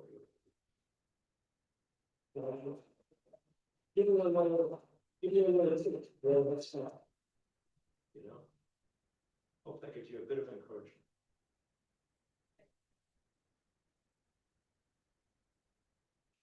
Very good. Yes. My name is Sharon. Your name, Sharon, yes. I have a question. I have my purpose. I've already figured it out. I work with kids with special needs. It's my passion. I know it's my purpose. And the reason why it's my purpose, because growing up, I didn't really play with kids. I grew up early on in my age, and then working with the kids, it's helped me fulfill my goal as a child. And it was tough though. But it took me years to figure it out. But now my purpose, I have so much energy I have a lot of ideas, but I get stuck because I don't know where to go, which direction to go. And there's a lot of needs for kids who need help in the spectrum, the special needs kids. I work in the school district too, and there's open opportunity, but then I'm afraid to take the leap. So what can I do? What are you afraid of? Why is everybody so fearful? What are you afraid of? having, like maybe, like she said, maybe having a failure, not achieving to my full potential, I guess. Not achieving to full potential, it's not failure. Not trying, it's failing. You can't fail. You're doing something good. It's the same. You're doing something good. How can you fail? Hey, I tried to help someone cross the road. You can't fail in doing that. There's no failure in doing that. You can't fail in doing something good. You know, your attempt to do something good, that's already success. Yeah, if you don't do it, that's failure. So you don't need to be fearful of failure because you're failing not doing it. You should look at it that way. Just do it. Of course. Yeah, but you know, it's easy. I know what goes on in the mind. It's easy to say just do it, but there's too much mind in the mind. Yeah, that's what I'm saying.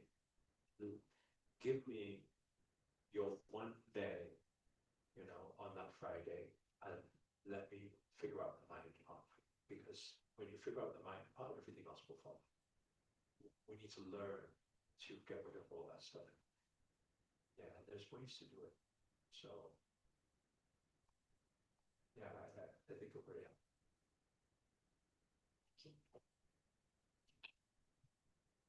Hey, how's it going? My name is Rodrigo. I'm a novelist. I have a new novel coming out, and something that keeps coming up for me is to ask you to be the first reader.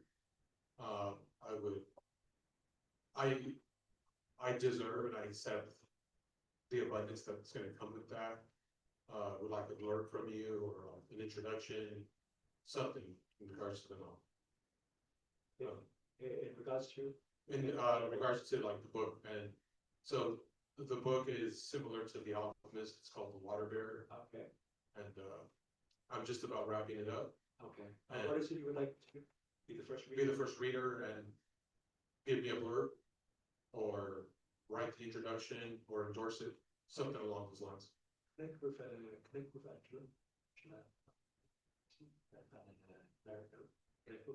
when it's ready. Okay. And we'll organize all that. Thank you, appreciate it. Thank you.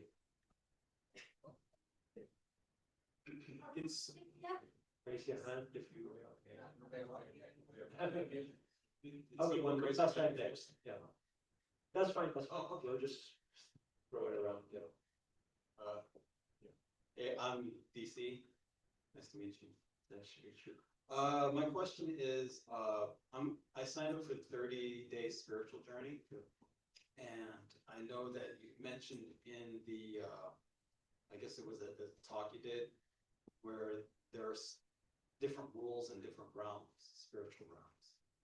And in this realm, in the human realm, energy cannot be created or destroyed. That may not apply in different realms. Yeah. So since my soul is energy, Yeah. I need to know, what will there be a danger of me being destroyed, my soul? Because once my soul gets destroyed, that's energy. That means I don't come back. But this is with intention, though. So it's not. If there's no intention of that, there's no that is not a thing for happening, because everything needs to be intention. Okay. Everything manifests through intention.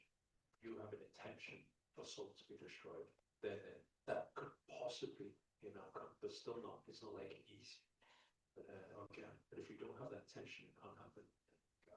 So it would just be like, I want to never come back, be no more, and then that intent will be manifested. Actually, it's not like that, because in spiritual practices, there's a different. It's a different practice. By the way, it's not that destruction. It still comes with a transfer. Actually, the one you're referring to still comes with a transfer. Transfer of what? Meaning, the soul will not be the same soul, but the energy will still be transferred. Meaning the energy will still, it's still energy will move, but it won't carry the same memories of what you have now. Yeah. So That kind of. so Yeah, that's some people can refer to as smiley type of journey. But actually, I want everybody to understand another thing as well. A lot of people go in spiritual journey, they feel spiritually awakened, and they say these like things like, I would like my soul to ascend so that I never need to come back into this physical or 3D world again. But that that requires more questioning. The question is, why do you not want to come back into this physical realm again? And most likely, a person who has that thought, there is a fear, or there is a trouble, or there is a challenge that is not yet overcome. If there is a trouble, or there is a human challenge that we are not able to rise upon, ascend from right now, actually, our spirit will not ascend. It will be thrown back here again.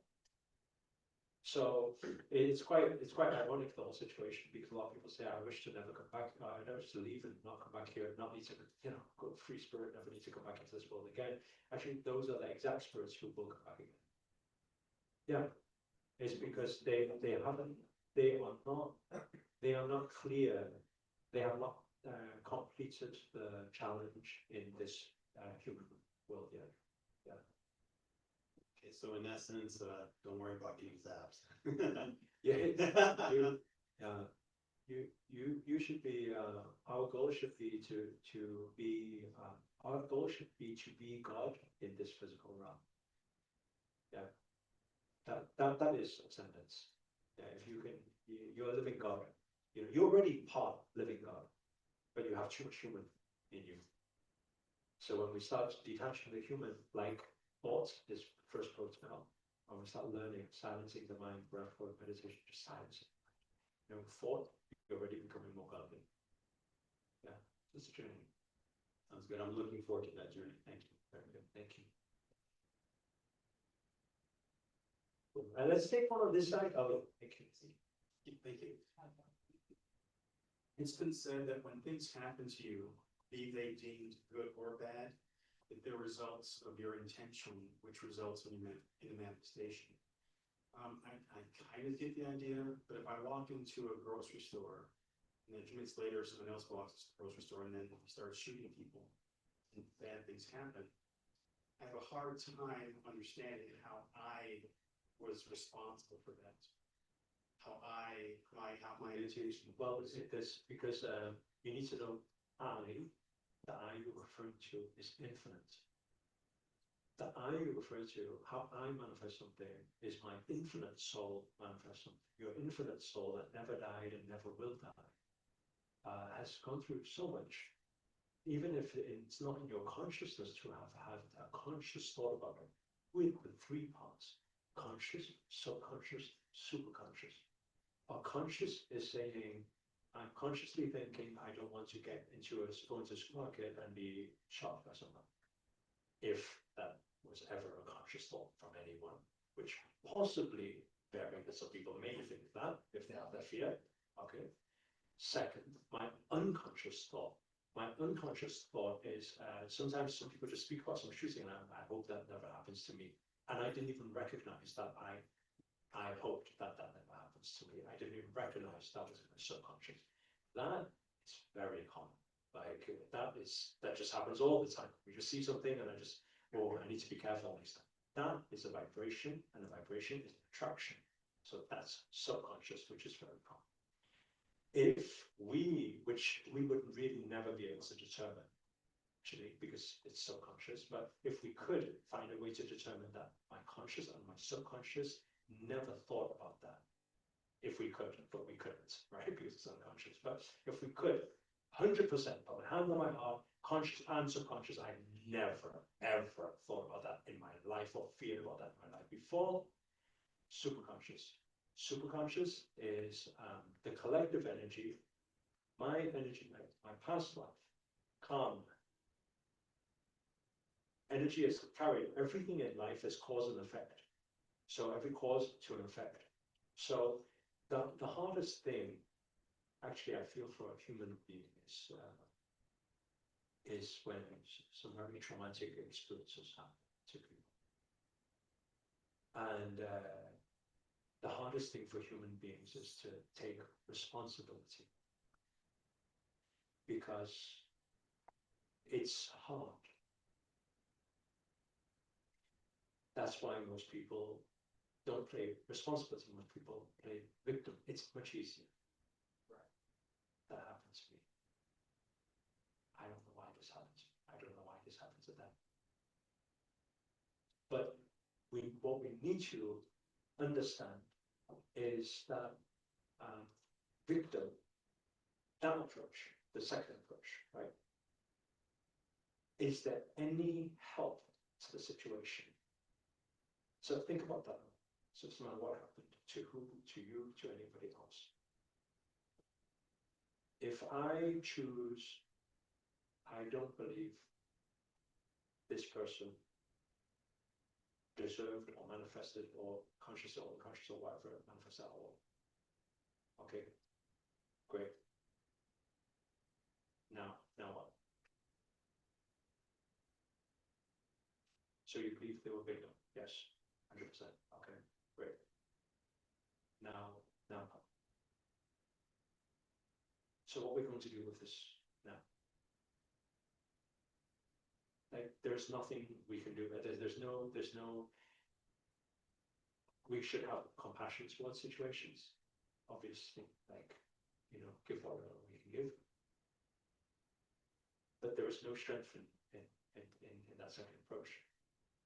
Whereas, if we say, okay, I don't know why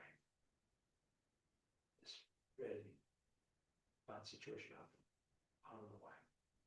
I really don't believe I manifested. I don't believe they thought of it differently. But regardless, I want to take ownership to say, okay, well, moving forward, I'm going to practice being even more conscious. I'm going to practice being more positive. I'm going to practice more changing my mindset, changing whatever, taking my views, changing. I'm going to practice. There's something proactive there. Yeah. But that real answer, the depth of that answer to your question actually comes from the word karma. People don't understand karma. People think karma means I need to do some good deeds in this lifetime so I can have a better life next life. Or people think karma is I've had some bad things happen to me in this life, therefore last life I probably did some bad things. Karma's not like that. Karma is cause and effect. Karma is memory. Karma is I smile at you now, oh, you smile back. That's karma. It's not, I don't need to wait for next lifetime. And it's cause and effect. So when we say cause effect, everything's cause and effect. Everything is action and reaction. There's no such thing. Nothing is manifested. This chair did not manifest itself here. Somebody caused this to be here. Someone took an action and then there was a reaction. There's a sequence of action and reaction. And also another thing as well, everything is collective manifestation. The person who walked into the supermarket, it wasn't their single-handed manifestation in Emirates. It's collective. Two people coming together, two people manifested it. Two people in a relationship, two people manifested it. Two people in an argument, two people manifested it.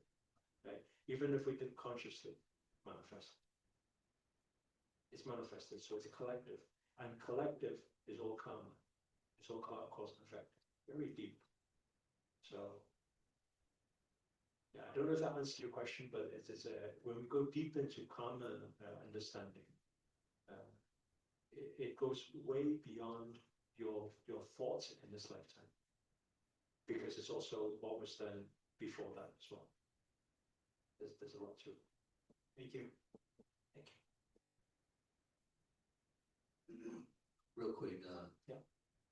My name is Style. Drove down here from Oregon, 14 hours to be here. Wow. Let's do it for me. Roby, my also helped me. So give a round of applause for Roby.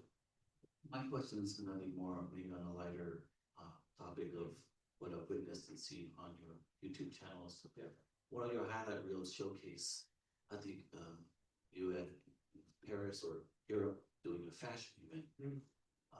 My question is, what's inspiration, spiritual connection, if any, have you charted that path? And what Of the fashion thing, yeah.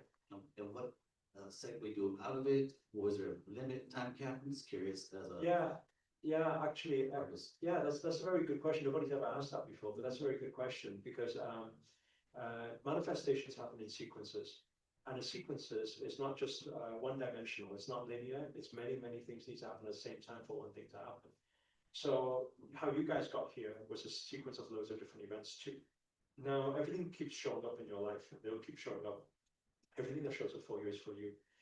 I was at an event, not a big event, but a couple hundred people in London. And at my event, there was a girl from LA actually. She was sat around this area, her name's Sia Howard. And she was there to learn how to grow her business basically. This was about 6 years ago. And then when it came to the end of the event, she approached me in the corridor. She said, I really want to be mentored by you. And I said to her, but then you can sign up for the mentorship. Back then I offered mentorship, now I don't do that. But then I said, just sign up for the mentorship. She said, yeah, that's the thing. I said, oh, I already understand because she said, yeah, that's the thing. She said, it's I think it was $120,000, around $120,000 for the year or something. And she said, yeah, I don't really, I want to grow my business. I'm not really making that much right now. That's why I would really like you to help me. And I said, well, actually, it's very simple because that's how I offer mentorship. So, yeah, I mean, you can come to more of these events, these events you can afford to come and learn more, but otherwise, then that's the protocol. And then 3 days later, my team kept getting emails, like loads of emails through from a girl called Sia Howard, and I didn't recognize the name at the time, and they kept saying, this girl's crazy, some crazy fan girl who's messaging every email address we have, and trying to reach out to you, ask people, and they want to speak to you. So they all want to speak to me, so they don't know what is it about. And they said, I couldn't tell me. Kept messaging everywhere, and then finally, I'm just like, so it just shows how pestering works. And I was just like, just schedule a 5-minute Skype call and let's just have a chat, see what she wants, right? So anyway, she got on a Skype call. She said, "I'm so thank you. That's so thankful that you give me this time." I said, "Yeah, okay. So what did you want to talk about?" She said, "Do you remember me?" I said, "Yeah. You asked about mentorship on the corridor, but you didn't have money to do so." I said, "Yeah. So okay. First of all, I really tried to get $120,000 together, but I don't have that $120,000, but I've got $30,000." I said, "Okay. So what? So yeah. Can you at least help me for a few months?" I said, "You're really serious about this?" She said, "Yeah, I'm serious about this. I think you can help." And I said, "So can I just ask first of all, where do you get $30,000 from?" She said, "I got it off my credit cards." I said, "You've already got it, the loans?" I've already got it. It's in my account now. I can transfer it to you straight away." My first thought was, I feel quite pressured right now. Because you just, took a loan out for this thing, and I got a few months to help you with your business. So I said to her, right, okay. I said, yes, okay. What's your business? She said, "I do a sewing thing." She does, does dresses, wedding dresses. Helps stitch them, sew them, things like that. Anyway, she said, "I've got a studio in London." I said, "Okay." She said, "I've got enough customers. I really need help right now." I was like, dead. I said, "Whoa, that's even more pressure on me." I said, "Okay." I said, she said, "Can you please mentor me?" I said, "Well, I need to know a little bit more." "No, I really need you."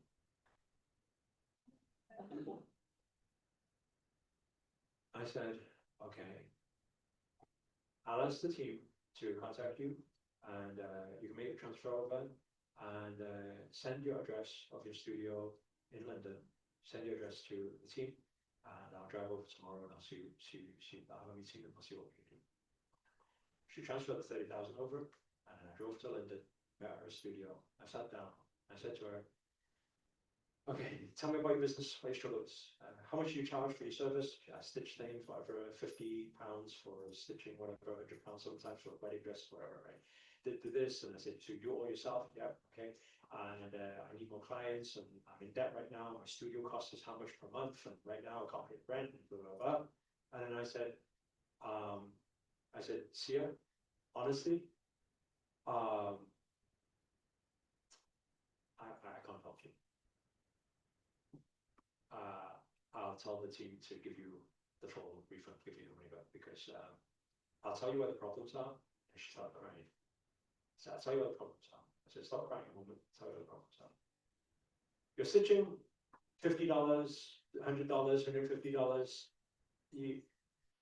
and it takes all your time to do, and rent, you will just not make the money. It's just not gonna happen. You're not gonna manifest the 50K, 100K, whatever, it's just not gonna happen. With this business model, it's not gonna happen. And then she was crying. And I don't know what called me to ask this question at the time. I looked at her eyes while she was crying, and I said to her, I said, Sia, this isn't the thing you really want to do. And then she cried even more. Tell me, what is the real thing you want to do? Then she got up, she went in her studio, she got a cabinet, she opened up the cabinet, she brought out all her artwork. She's a strong Christian. It had the cross on there with all the fashion designs and all this type of stuff, so we brought it all out. She said, and she was crying while saying this, she said, I want to use fashion to show God's miracle in people. She was explaining the whole thing. She was so passionate about it. And she was just talking about that. I had this dream for a long time, but fashion, it costs a lot of money to get into, and I just want to make money so that I can actually fulfill this dream. I said, Sia, that's what I'm talking about. She said, what do you mean? I said, let's make that work. She said, I don't think you understand. So what don't I understand? So, well, fashion business, you usually have to, it takes a few years because you need this, then you need that, then you need to exhibit and whatever, and you need to find buyers, and it's not really that easy.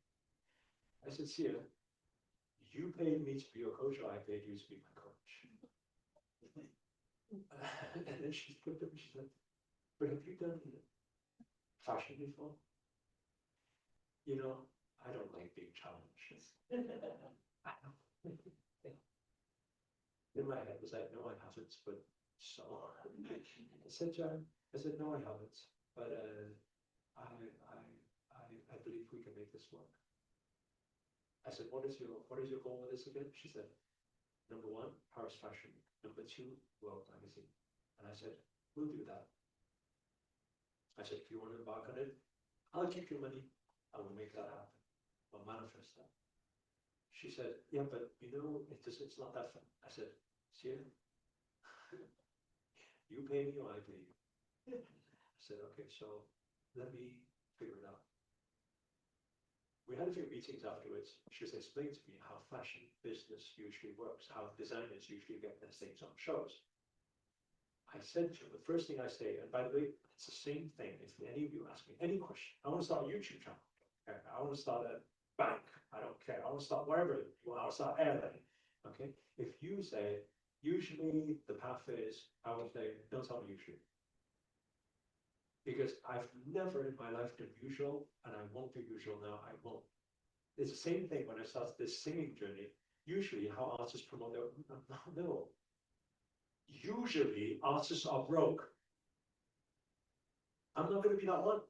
So don't tell me how the music industry works. They tell me the same thing. This last year, I've been dealing with so many producers and everyone saying, usually you do that. This is how it's supposed to. I don't care. Don't tell me how it's supposed to work. Right? I know that a random silly YouTuber who does some silly prank stuff puts a song out there and it gets 10 million hits. I don't want to know usual. I want to know how that guy just got 10 million hits in one day. Do you understand what I'm saying? And he's not even a singer. That's what I want to know. So I said, don't tell me usual. I said, okay, Paris Fashion Week. That's the first call. I said, let's do that for the next few months. So what? You don't know how it works. You need to invest whatever and things like that. She said, you need to invest money. I said, okay. First of all, I'll teach you how to pitch. You'll find an investor for your thing. As she talked about it more, I was like, I feel something. I don't know what it is, but I feel something. And I've always trusted that instinct. And then we went for dinner one of the days. And I said to her, I said, Sia, she said, have you put the pitch together for me? Because do you know where I could find investors? I said, I found your investor.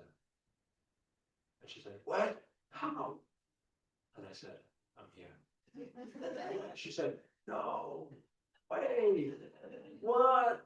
You'll invest? I said, yes. And she said, so how would that work then? And then I said, what do you mean? She said, like what ready to do some shares, or how does that, what do you want in return, or things like that? I said, well, actually, very simple. I think if I'm going to invest in this thing, which is nothing right now, I think the fairest way, because I'm going to be putting a lot of legwork into this, I think we just do a straight off 50-50. She said, oh,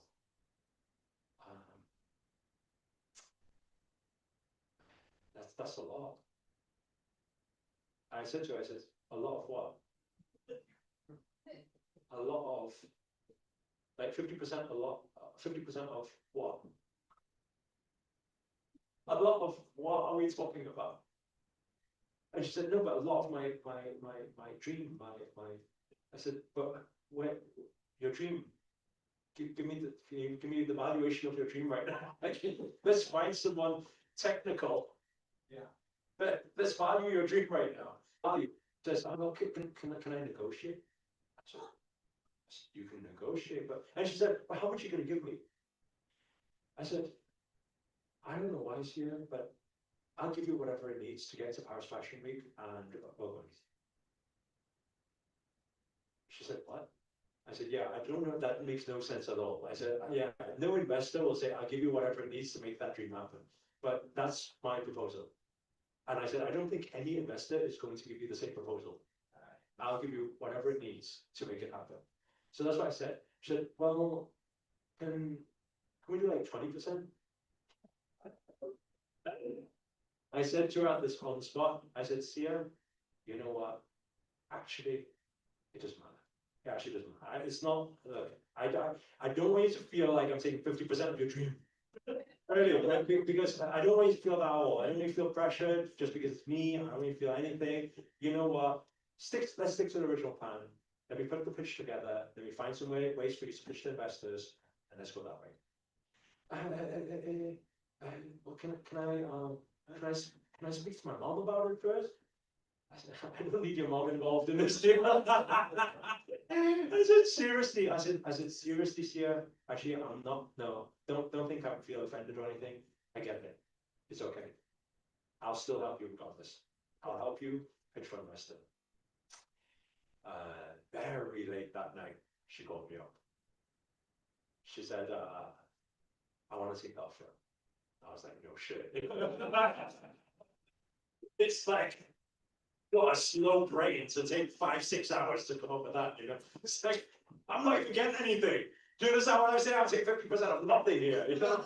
So I was like, okay, anyway, she said it, but I'll tell you, as crazy as it sounds, my reasoning, because if I told any of my investor friends about this deal, they would say I'm cuckoo, right? I'll tell you, my honest, on the bottom of my heart, the only reason I felt that, I felt intuitively, I don't know why, when she started speaking about God, I don't know what it was. Like, I was just like, I'm supposed to help you. And I don't know why and what I'm going to get out of it, but I'm supposed to be on this path. That's the only thought, right? Anyway, 1 month later, we applied for Paris Fashion Week, and we got rejected. Yeah. And then I said, okay, let's do a different fashion week. So we paid for it. I didn't know you needed to invest so much in fashion. Those materials, my God, creating those dresses and stuff like that. And the funny thing is, when she created those dresses, she had these designs, and I said, how much are you going to charge for that? She said, I'm thinking selling this for 250 pounds for this dress and 500 pounds for this dress. I said, no, you're not. You're not taking my hundreds of thousands of dollars, buying material and selling that thing for $500. You're not doing that, I said. And then she said, so how much should we sell it for? I said, what's your inspiration? She said, well, Chanel, Dior. And can't remember that brand. There's another very Bristol and something. Anyways, and then I said, that's your inspiration? She said, yeah. So I went on the website and the dresses I see was about $10,000, $50,000, $22,000. I said to her, that dress you showed me yesterday would sell for $22,000. She said, it doesn't work that way. I said, I'm not asking you. I'm not asking you how it works. I'm telling you, we're going to sell that dress for $22,000 and not $250, right? And then she said, well, you're the coach and it's your money. I said, no shit, right? So we exhibited at the first show. It wasn't the Paris Fashion Week, but it was a smaller show, but it was quite big still in London. And we did that show, and then I reapplied for Paris Fashion Week, and we got in. And it was a miracle, because everybody that we spoke to said we can't do it because we're too new and nobody knows the brand and we aren't established. Who knows why? No, but till today, I can't give you a solid answer why. I'm just telling you, if I could give you the most solid, logical answer, I would just say, I manifested it. That's my most logical. I don't know. I just believed it and we did it, right? Anyway, what was really, really interesting is we didn't just do that, because when we did that, we sold the dress, $22,000. We sold that dress, right? Right? Now, you know what happens when you sell a $22,000 dress? All your other dresses will start to sell, because somebody bought, and it's proof that that's what it's worth now. That's basically, look, what's the difference between, can I ask this question? Is there any coaches in this room, by the way? You're a coach, you're a speaker already? You're doing some coaching, speaking, something like that? Okay, some half hands. I already kind of get your story already, right? So now, look, let me ask you a question. What's the difference between your local LA fitness gym instructor, okay, getting paid, I don't know how much they get paid per hour here, and Beyonce's fitness coach? What's the difference? Beyonce's fitness coach gets paid more. Okay, what's the other difference, right? Let's say, for example, Beyonce says, I want to lose some weight. And so somebody else goes into the LA Fitness and says to the $50 coach, I want to lose some weight. What's the difference in the advice? Take a guess. Do you think they may tell them to watch their diet? Yes or no? Both coaches will give probably very similar type of thing. Do you think both coaches may say, do some exercises? Oh, wow, we're all fitness coaches. They get paid completely different. Completely different. Extortionately different. Literally. Okay? What's the difference? Price. Price is positioning. Positioning is attraction. The reason why there's so many broker coaches, I'm so sorry if I hurt anyone's feelings when I say these words, but there's a lot of reasons why there's a lot of broker coaches in this world. Right? And by the way, broker coaches is a problem. Think about it. You're life coaching other people, but you're struggling. It's a problem. And I don't want anybody to be like that, right? You should not be a broke coach. And the biggest problem with why people are broke coaches, because coaches think, I'm just starting out, let me start at this pricing. That's exactly what C.R. Howard said. I'm just starting out, let me start with, we'll put the price up when the brand gets bigger. Do you guys know a brand called H&M? Yeah. Okay, tell me one thing, okay? Have they established their brand now? Yeah. Wonderful. Are they lower tier? Yes or no? Pricing. Okay. Now they established their brand. They've sold things for lower tier, and tomorrow H&M will have your thought. I'm established now. Okay, now I can sell for $2,000 for a t-shirt. Yes or no? No. Why? Because you're a cheap brand. What I'm saying is, you started off a cheap coach. You're not going to be able to charge more. Do you understand what I'm saying? That's the misconception. A lot of people think you start here. No, don't start there. If you want to be a millionaire coach, you start a millionaire coach. You say, yeah, but nobody's going to buy. Yeah, nobody within your circle you have now will buy. But the people who have insane money, those people in Dubai who eat gold for breakfast, will be like, whoa, you charge $500K a year for fitness? I want you. That's the people who are gonna, those people are gonna be like, I just got money, so just, I want you all the best. Is it true that the majority of people in this world, they see positioning based on pricing, yes or no? If you've seen someone's $100,000 coach, do you have a perception, yes or no?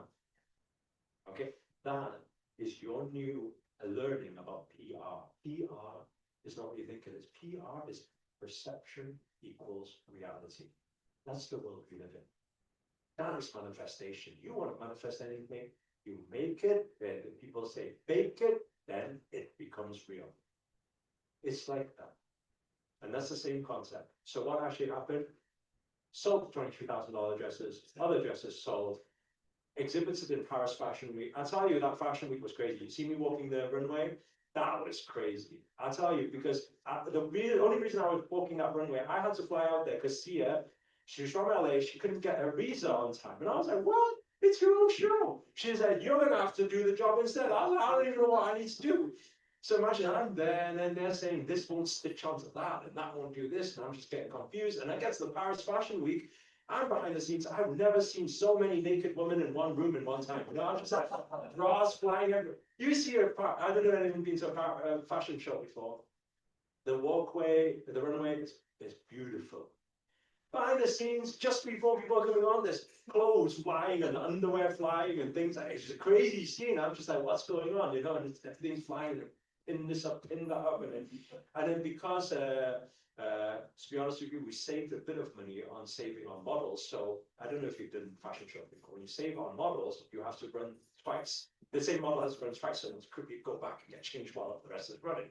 So it's hectic, right? So doing all of that, and in the last moment, the organizer comes out while they're doing the runway, and the organizer comes out. Sia Howard, where's Sia Howard? Where's Sia Howard? And then the assistant raises my hand. I said, I'm not Sia Howard. And it's just like, you Sia Howard? I'm like, I'm not. Okay, come here. I'm like, but I'm not. He said, just come here.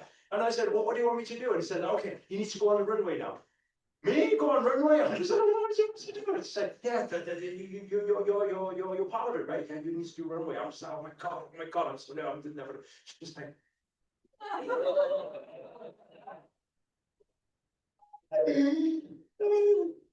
That's crazy. And then that shot. 2 weeks later, my friend sent a message to me. Hey, what are you doing on Vogue magazine? I said, no. I said, no. We didn't pay for that feature. We didn't do anything for that. We weren't even ready for Vogue. I didn't even put that in my list of things to do yet. The second manifestation of Sia Howard, she said, I have two dreams. One, Paris Fashion Week. Two, Vogue magazine. What are you doing on Vogue magazine? And you can even find me on Vogue, on the Vogue website, but I'm walking the runway with the whole Sia Howard thing on Vogue magazine. I'm just like, this is crazy. So, is it something I wanted to do? Not really. Like singing, rapping. I don't want to do it seriously, right? Because I'll tell you something. When you're not good at something, you usually don't want to do it. I'm telling you, it's like me here. I'm saying, guys, you're all going to be speakers and influencers. I believe next year, some of you will be standing on the stage and impacting millions of lives. Some of you will be like, I don't believe it. And some of you will be like, you know, and some of you will be like, I don't think I'll enjoy it. Of course you will, because you suck at it.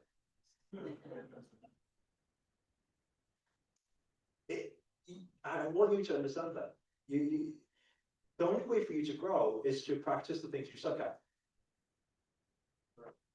And the problem with spiritual people is, spiritual people always say, do you know what they do? They chat. This, Master, I want to manifest money. Okay, cool. Do my 1 year mentorship. All right, do the 1 year mentorship. Okay, do this, do that, do the other. 3 months later, have you done those things? No. Why not? Well, actually, Master, I've been feeling, what have you been feeling? In my, my heart chakra, your heart chakra. What's been feeling in your heart chakra? My intuition. And my like I got a download the other day. What was your download? Come on, show your download. It just feels off. What feels off? It just doesn't feel right. It feels not me. Oh.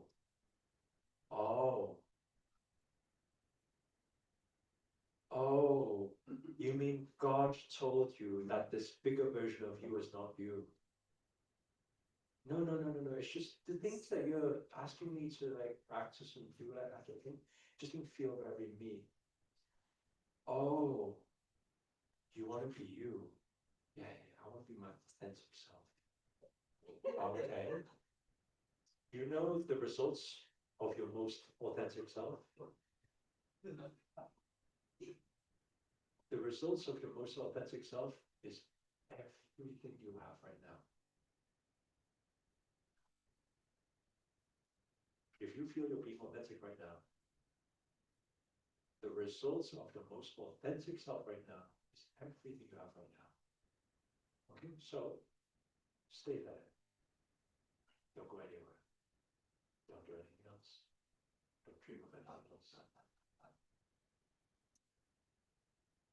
You want to break the idea of your authentic self, and I'm telling you, while you're breaking the idea of your authentic self, you're going to need to do different things and be someone else to manifest some different things.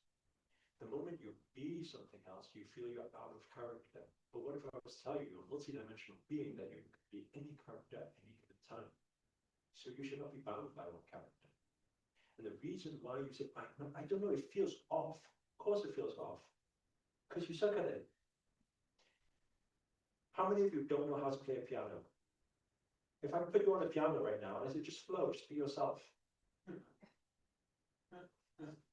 And then you're going to play the piano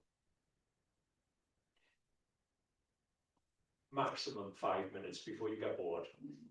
And then you're going to be like, I don't think this is for me. Of course it's not for you, because you suck at it. Right? Of course, becoming a millionaire or billionaire is not for you, because you suck at it. Of course, standing on stage and speaking is not for you. Of course, singing, dancing is not for you. Of course, of course it's not for you. It's the same feeling. You need to embrace that feeling. Oh, if it feels uncomfortable, what does it mean? I'm growing. That's what you need to embrace. So, right now in my new journey, do I feel uncomfortable? Absolutely. Absolutely. I was singing in a bar a few months back in Hong Kong, in Macau. Whoa! I was freaking out. I'll tell you, if I could go all spiritual on you, I don't feel my intuition is, my downloads is, God is telling me that this is for me, but that's the same thing. It's tough. Take the next question. Take a final 2 questions, okay, very quickly. Yes. Someone. What's the name? Nobaya. I'm having a trouble of letting go. Can you tell me like what to do? What you let go of? Either it's related to a person or any project, doesn't matter. Like, No, tell me what you're like. okay, for example, like maybe my parents or friends. I always. Why you to let go of your parents and friends? No, it's not that I'm cutting off the relationships, like the attachment. Maybe I'm expecting lots of stuff from them and I'm not getting it. And then it's bothering me. That's not expected. That's why I'm saying like how to let go. How to You let go. detaching from outcome. Your practice is detaching from outcome. It's a practice. Sometimes I try to detach, then I feel like okay. You can't detach by trying to detach. You detach by living in the moment. Think about it. Attachment to an outcome is future. If I'm thinking or attached to an outcome, I'm not here now. I'm in future. I hope that happens tomorrow. I hope that happens in 5 minutes time. I hope that happens in an hour. I hope that happens next month. I hope they change. That's future. It hasn't happened yet. If I keep staying in future to try and detach from the future, I will not detach from the future because I'll keep staying in future. So your practice for detaching from outcome is presence. Presence of mind. Our practice in breath work is being here, completely here now. Like, how do we become here now? Let everyone take an inhale. Exhale. Okay, how many of you are very present here now? Just raise your hand. Okay, give me a percentage 100% is fully present. Give me a percentage. How present are you here now? 89. Wow. 99, that's very present. How many? 95, that's very present. That's very, all of you is here now. Wow, that's impressive. You guys are impressing. Okay, a quick exercise. Everyone stand up. Quick exercise. Okay. Look. Okay, are you guys flexible? You guys into yoga? Can you do this? Can you do this? I mean, this is not no hard asana or yoga or anything. No, not like that. Please, can we check our partners out? Because some people are like this and saying, yes, I'm doing it. Check our partners. Make sure our partners are doing it the right way, please. Check the people right next to us. Out. In. Out. No, we're still not quite. Yeah. In. Okay. Okay. No, we're not checking our partners. What's happening in the middle here, please? Not this way. This way. Yeah. In. Okay. Out. Nice, you guys are flexible. In. Okay, now check your flexibility on eye level. What does that mean? On here, your two pinkies will form a little bit of a V. Okay, now bring it up like you're aiming, and it's at eye level. Okay, right, almost like you're aiming, like aiming, just right on eye level. Okay, now bring it in. Okay, bring it out. Okay, raise it on eye level. Okay, so it's slightly higher. Yep, like you're aiming up. Okay. Now everybody just aim around. Okay, I want everybody to follow me. I'm just gonna go back to stage first, okay? Right, everybody follow me, okay? So on 3, 2, 1, I'm gonna say twist. On 3, 2, 1, twist.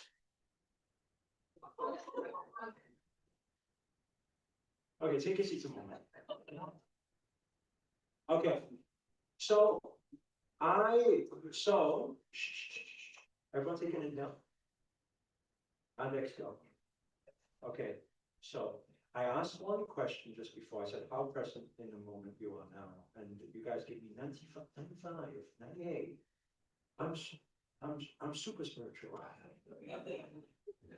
Okay, so I can confirm with that activity we just did, you are about 10%, if that, present, because you have no idea what's going on in the room at all, and you think your awareness is here, but you can't even follow a simple instruction that's placed right in front of your very eyes, and you cannot even do it. So don't tell me you are not very present in the moment and aware. Your mind is like, these people are still not here right now. They're still in the past. They're still in the past right now. You see, presence. I tell you, with a simple test like that, I can already tell you guys why some of you are finding it hard to manifest certain things. Because certain signs show up in your life every single day. Certain opportunities show up in your life every single day. But you're not even here now to be able to see it and to receive it. It happens. Presence of mind is everything. And that's the problem with trying to detach as well. We cannot try to detach by being there. We need to be fully present in the moment here now.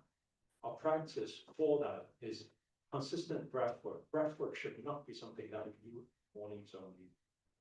The deep inhale, exhale.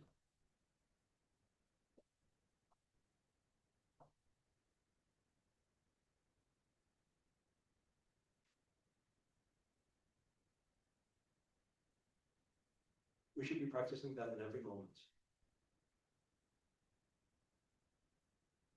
Have you realized when I speak, and then suddenly I just break for quite some time.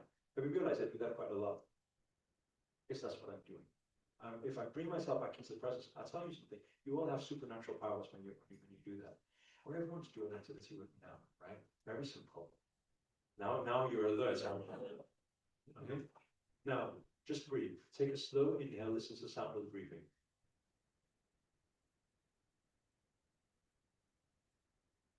Gentle exhale.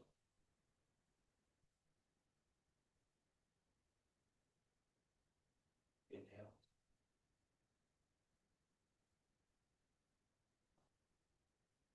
Exhale. No thoughts. Just focus on the sound of the breathing. Inhale.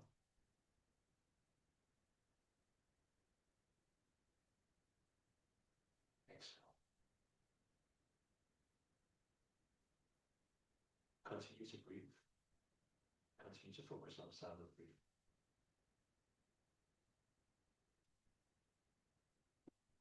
And while you're focused on your breathing,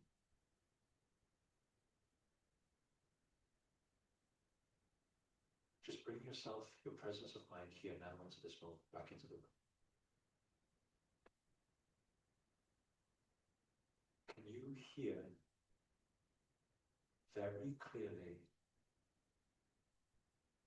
everything that's happening inside this room and outside this room?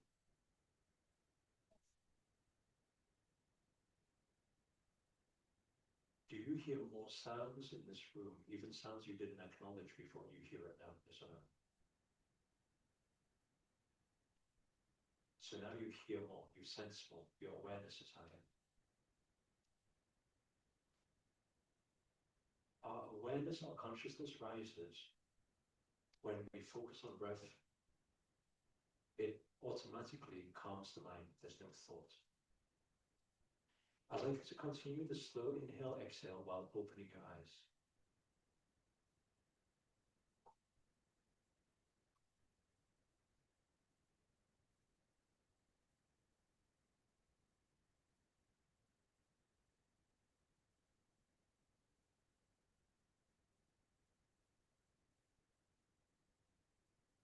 Now we're here present now while you're continuously breathing.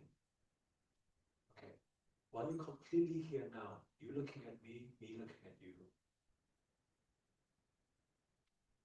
And you're focusing on your breathing. You're alive. Okay. Is there any hate right now? Is there any anger right now? Any frustration right now? Any problems right now? There cannot be any problems in the now.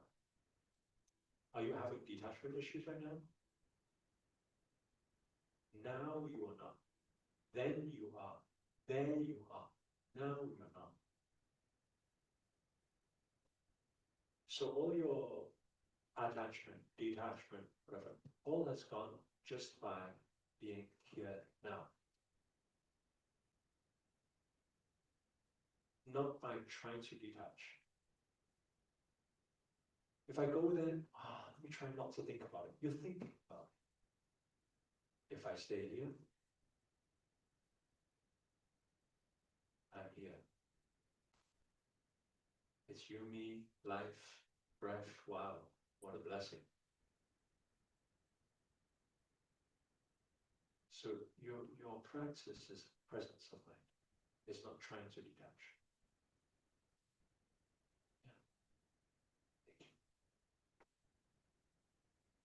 We take one final question because I'm already short on time. Who has we'll take one on the front here.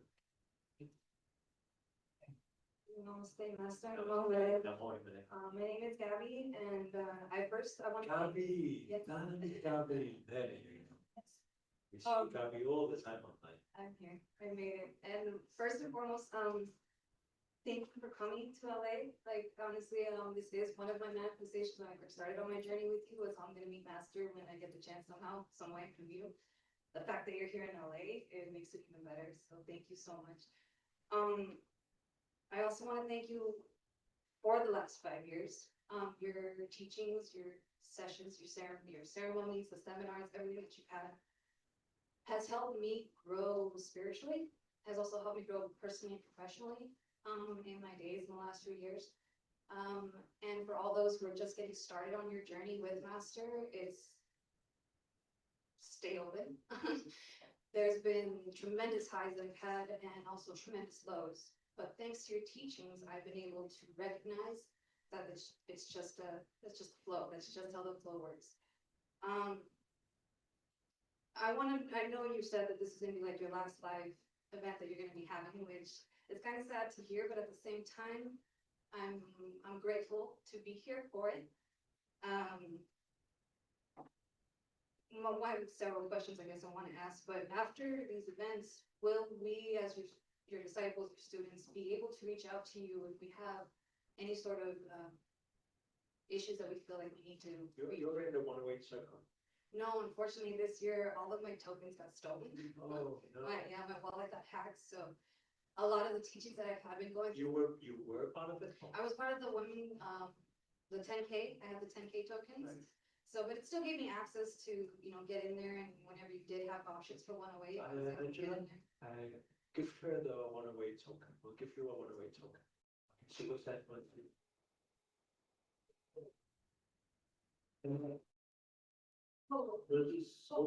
With the one-away token, actually, I'm going to be, that's the only thing I'm going to be coaching you. For the rest of my life, I'll be coaching with that. So I'll be there for you for that, yeah. Oh, thank you so much. It honestly just means a lot because the last few days, I've been trying to go back into the YouTube videos, just kind of prepare for this, go over to the recordings from the previous manifestation miracles that we've done. And the energy just doesn't hit right. I've been into the live Zoom classes and such. It's not the same when you go back to the recordings, which is why I always try to come back to the next live session. Yeah. It's always gonna be different. It is always different, it's always completely different. So that was my biggest thing. I was like, well, I don't have my tokens. I wasn't upset about it like I was the first time that it happened. Because I knew things were gonna work out one way or another. They were gonna work out, and the fact that things worked out to see you here and now to have this access to you. It is a true blessing to be here. And I thank you for being here in this time and in this space with us. And I'm just completely grateful to have this honor to be here. So thank you, Treasurer. Thank you. The whole Iamverse team, you're all phenomenal. Thank you all so much for being here, making this happen. So thank you for everything. Thank you, Pam.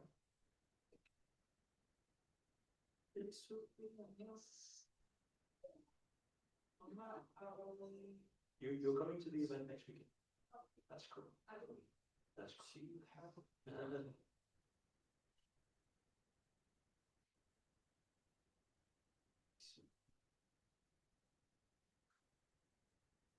Absolutely not Strength is rising. Yeah. In the last few weeks, so many of my manifestations for 5 years have come. Sorry. For the last 5 years, so many of my manifestations have come true. Like you're here in LA, my relationship's getting better, my job's getting better. I wrote down, I was like, I'm gonna be gifted a token by Master. Oh. I kid you not. I kid you not. So it was you. Well, the beginning, my Women United 10Ks, you gifted me 2 tokens then, and I was like, that's the manifestation. But now I'm seeing it, and everything that I've had to go through, everything that I've had to clear, the people that I thought I lost in life, that I thought were gonna be there for me forever, were always gonna be on my side, they had to go do their own thing, and I had to learn lessons from that. And I was only able to learn those lessons from the teachings that I got from you. And so to see all these manifestations, just literally, it took 5 years and 5 years worth of work and clearing and studying to make it happen. I have no words for this right now. And as a poet, it's not me. That's not what I do. I have something to say for everything. So I'm just so in awe right now. I'm just completely honored by you. So thank you so much.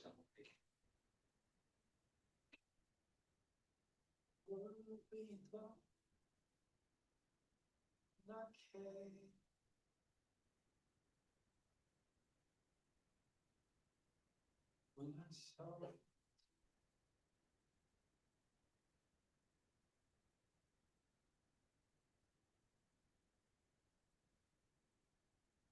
voice of me, when I came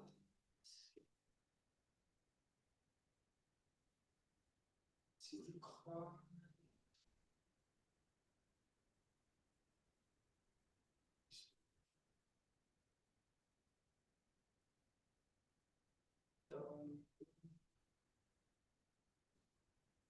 oh, God is not keep me calm. Oh, joy to the darkest of joy.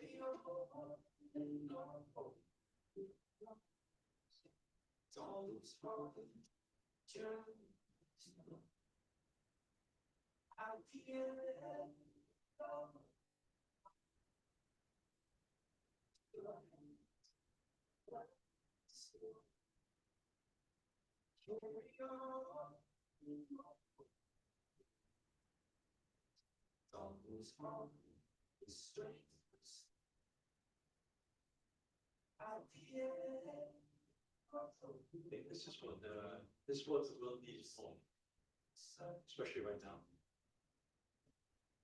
Needs togetherness, oneness. It's people to come together in love, compassion, positivity. People to come together and unite, you know. There's it's too much going on. Try our best, keep rising, be the best, be more abundant, have more capacity, keep building ourselves, keep building the people around us, and stay one unit, you know, and help more people. That's the thing. Thank you for always showing up too. And it's nice to finally put a face to the name. I keep seeing the name Gabby flash up everywhere, Instagram everywhere. Yeah. Is there, how many of you are going to be at the weekend events? Is there anybody who don't have tickets yet? Doesn't have tickets for the weekend event? Get a ticket. Just really, just speak to the team about it, right? Look, I know some of you may have some financial, you know, things like that, challenges when it comes to, you know, investing in yourself and stuff. But I told the team to actually prepare one thing for anybody who was going to show up today. Usually the price for Manifest Miracles is $1,000. I mean, it's 3 days, it's fully blown, right? It's about 30 hours. So the general ticket is $1,000, but I've told the team to prepare it so that we just give it at the final cost price. Basically, just to cover the venue. So I'm not making any profit from it, but they've worked it out to be only $200+, $222, $222. So try to make it. I mean, $222. Probably go out on some meals and just disappears, you know. But I'm telling you.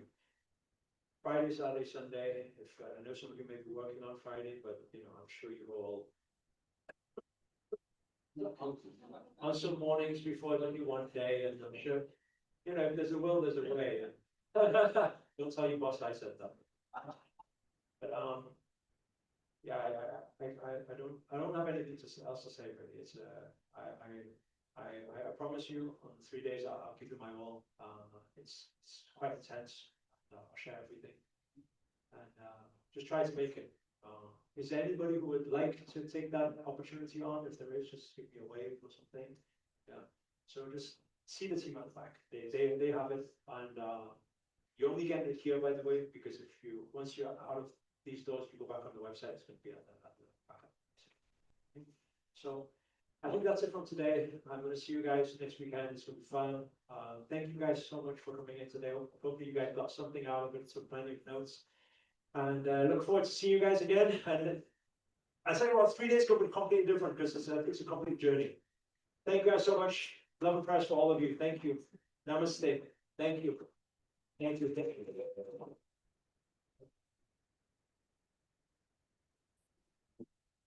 Everybody? All okay? Very good. So those of you who have VIP pictures, we're going to be taking them in about 5-10 minutes. So you can go to the toilet, get ready, whatever needs to be done, and then we'll start in 5 to 10 minutes for the pictures. Is that okay? Yeah. Thank you, everybody. Yeah, you can leave your stuff here. Yeah. Okay, thank you.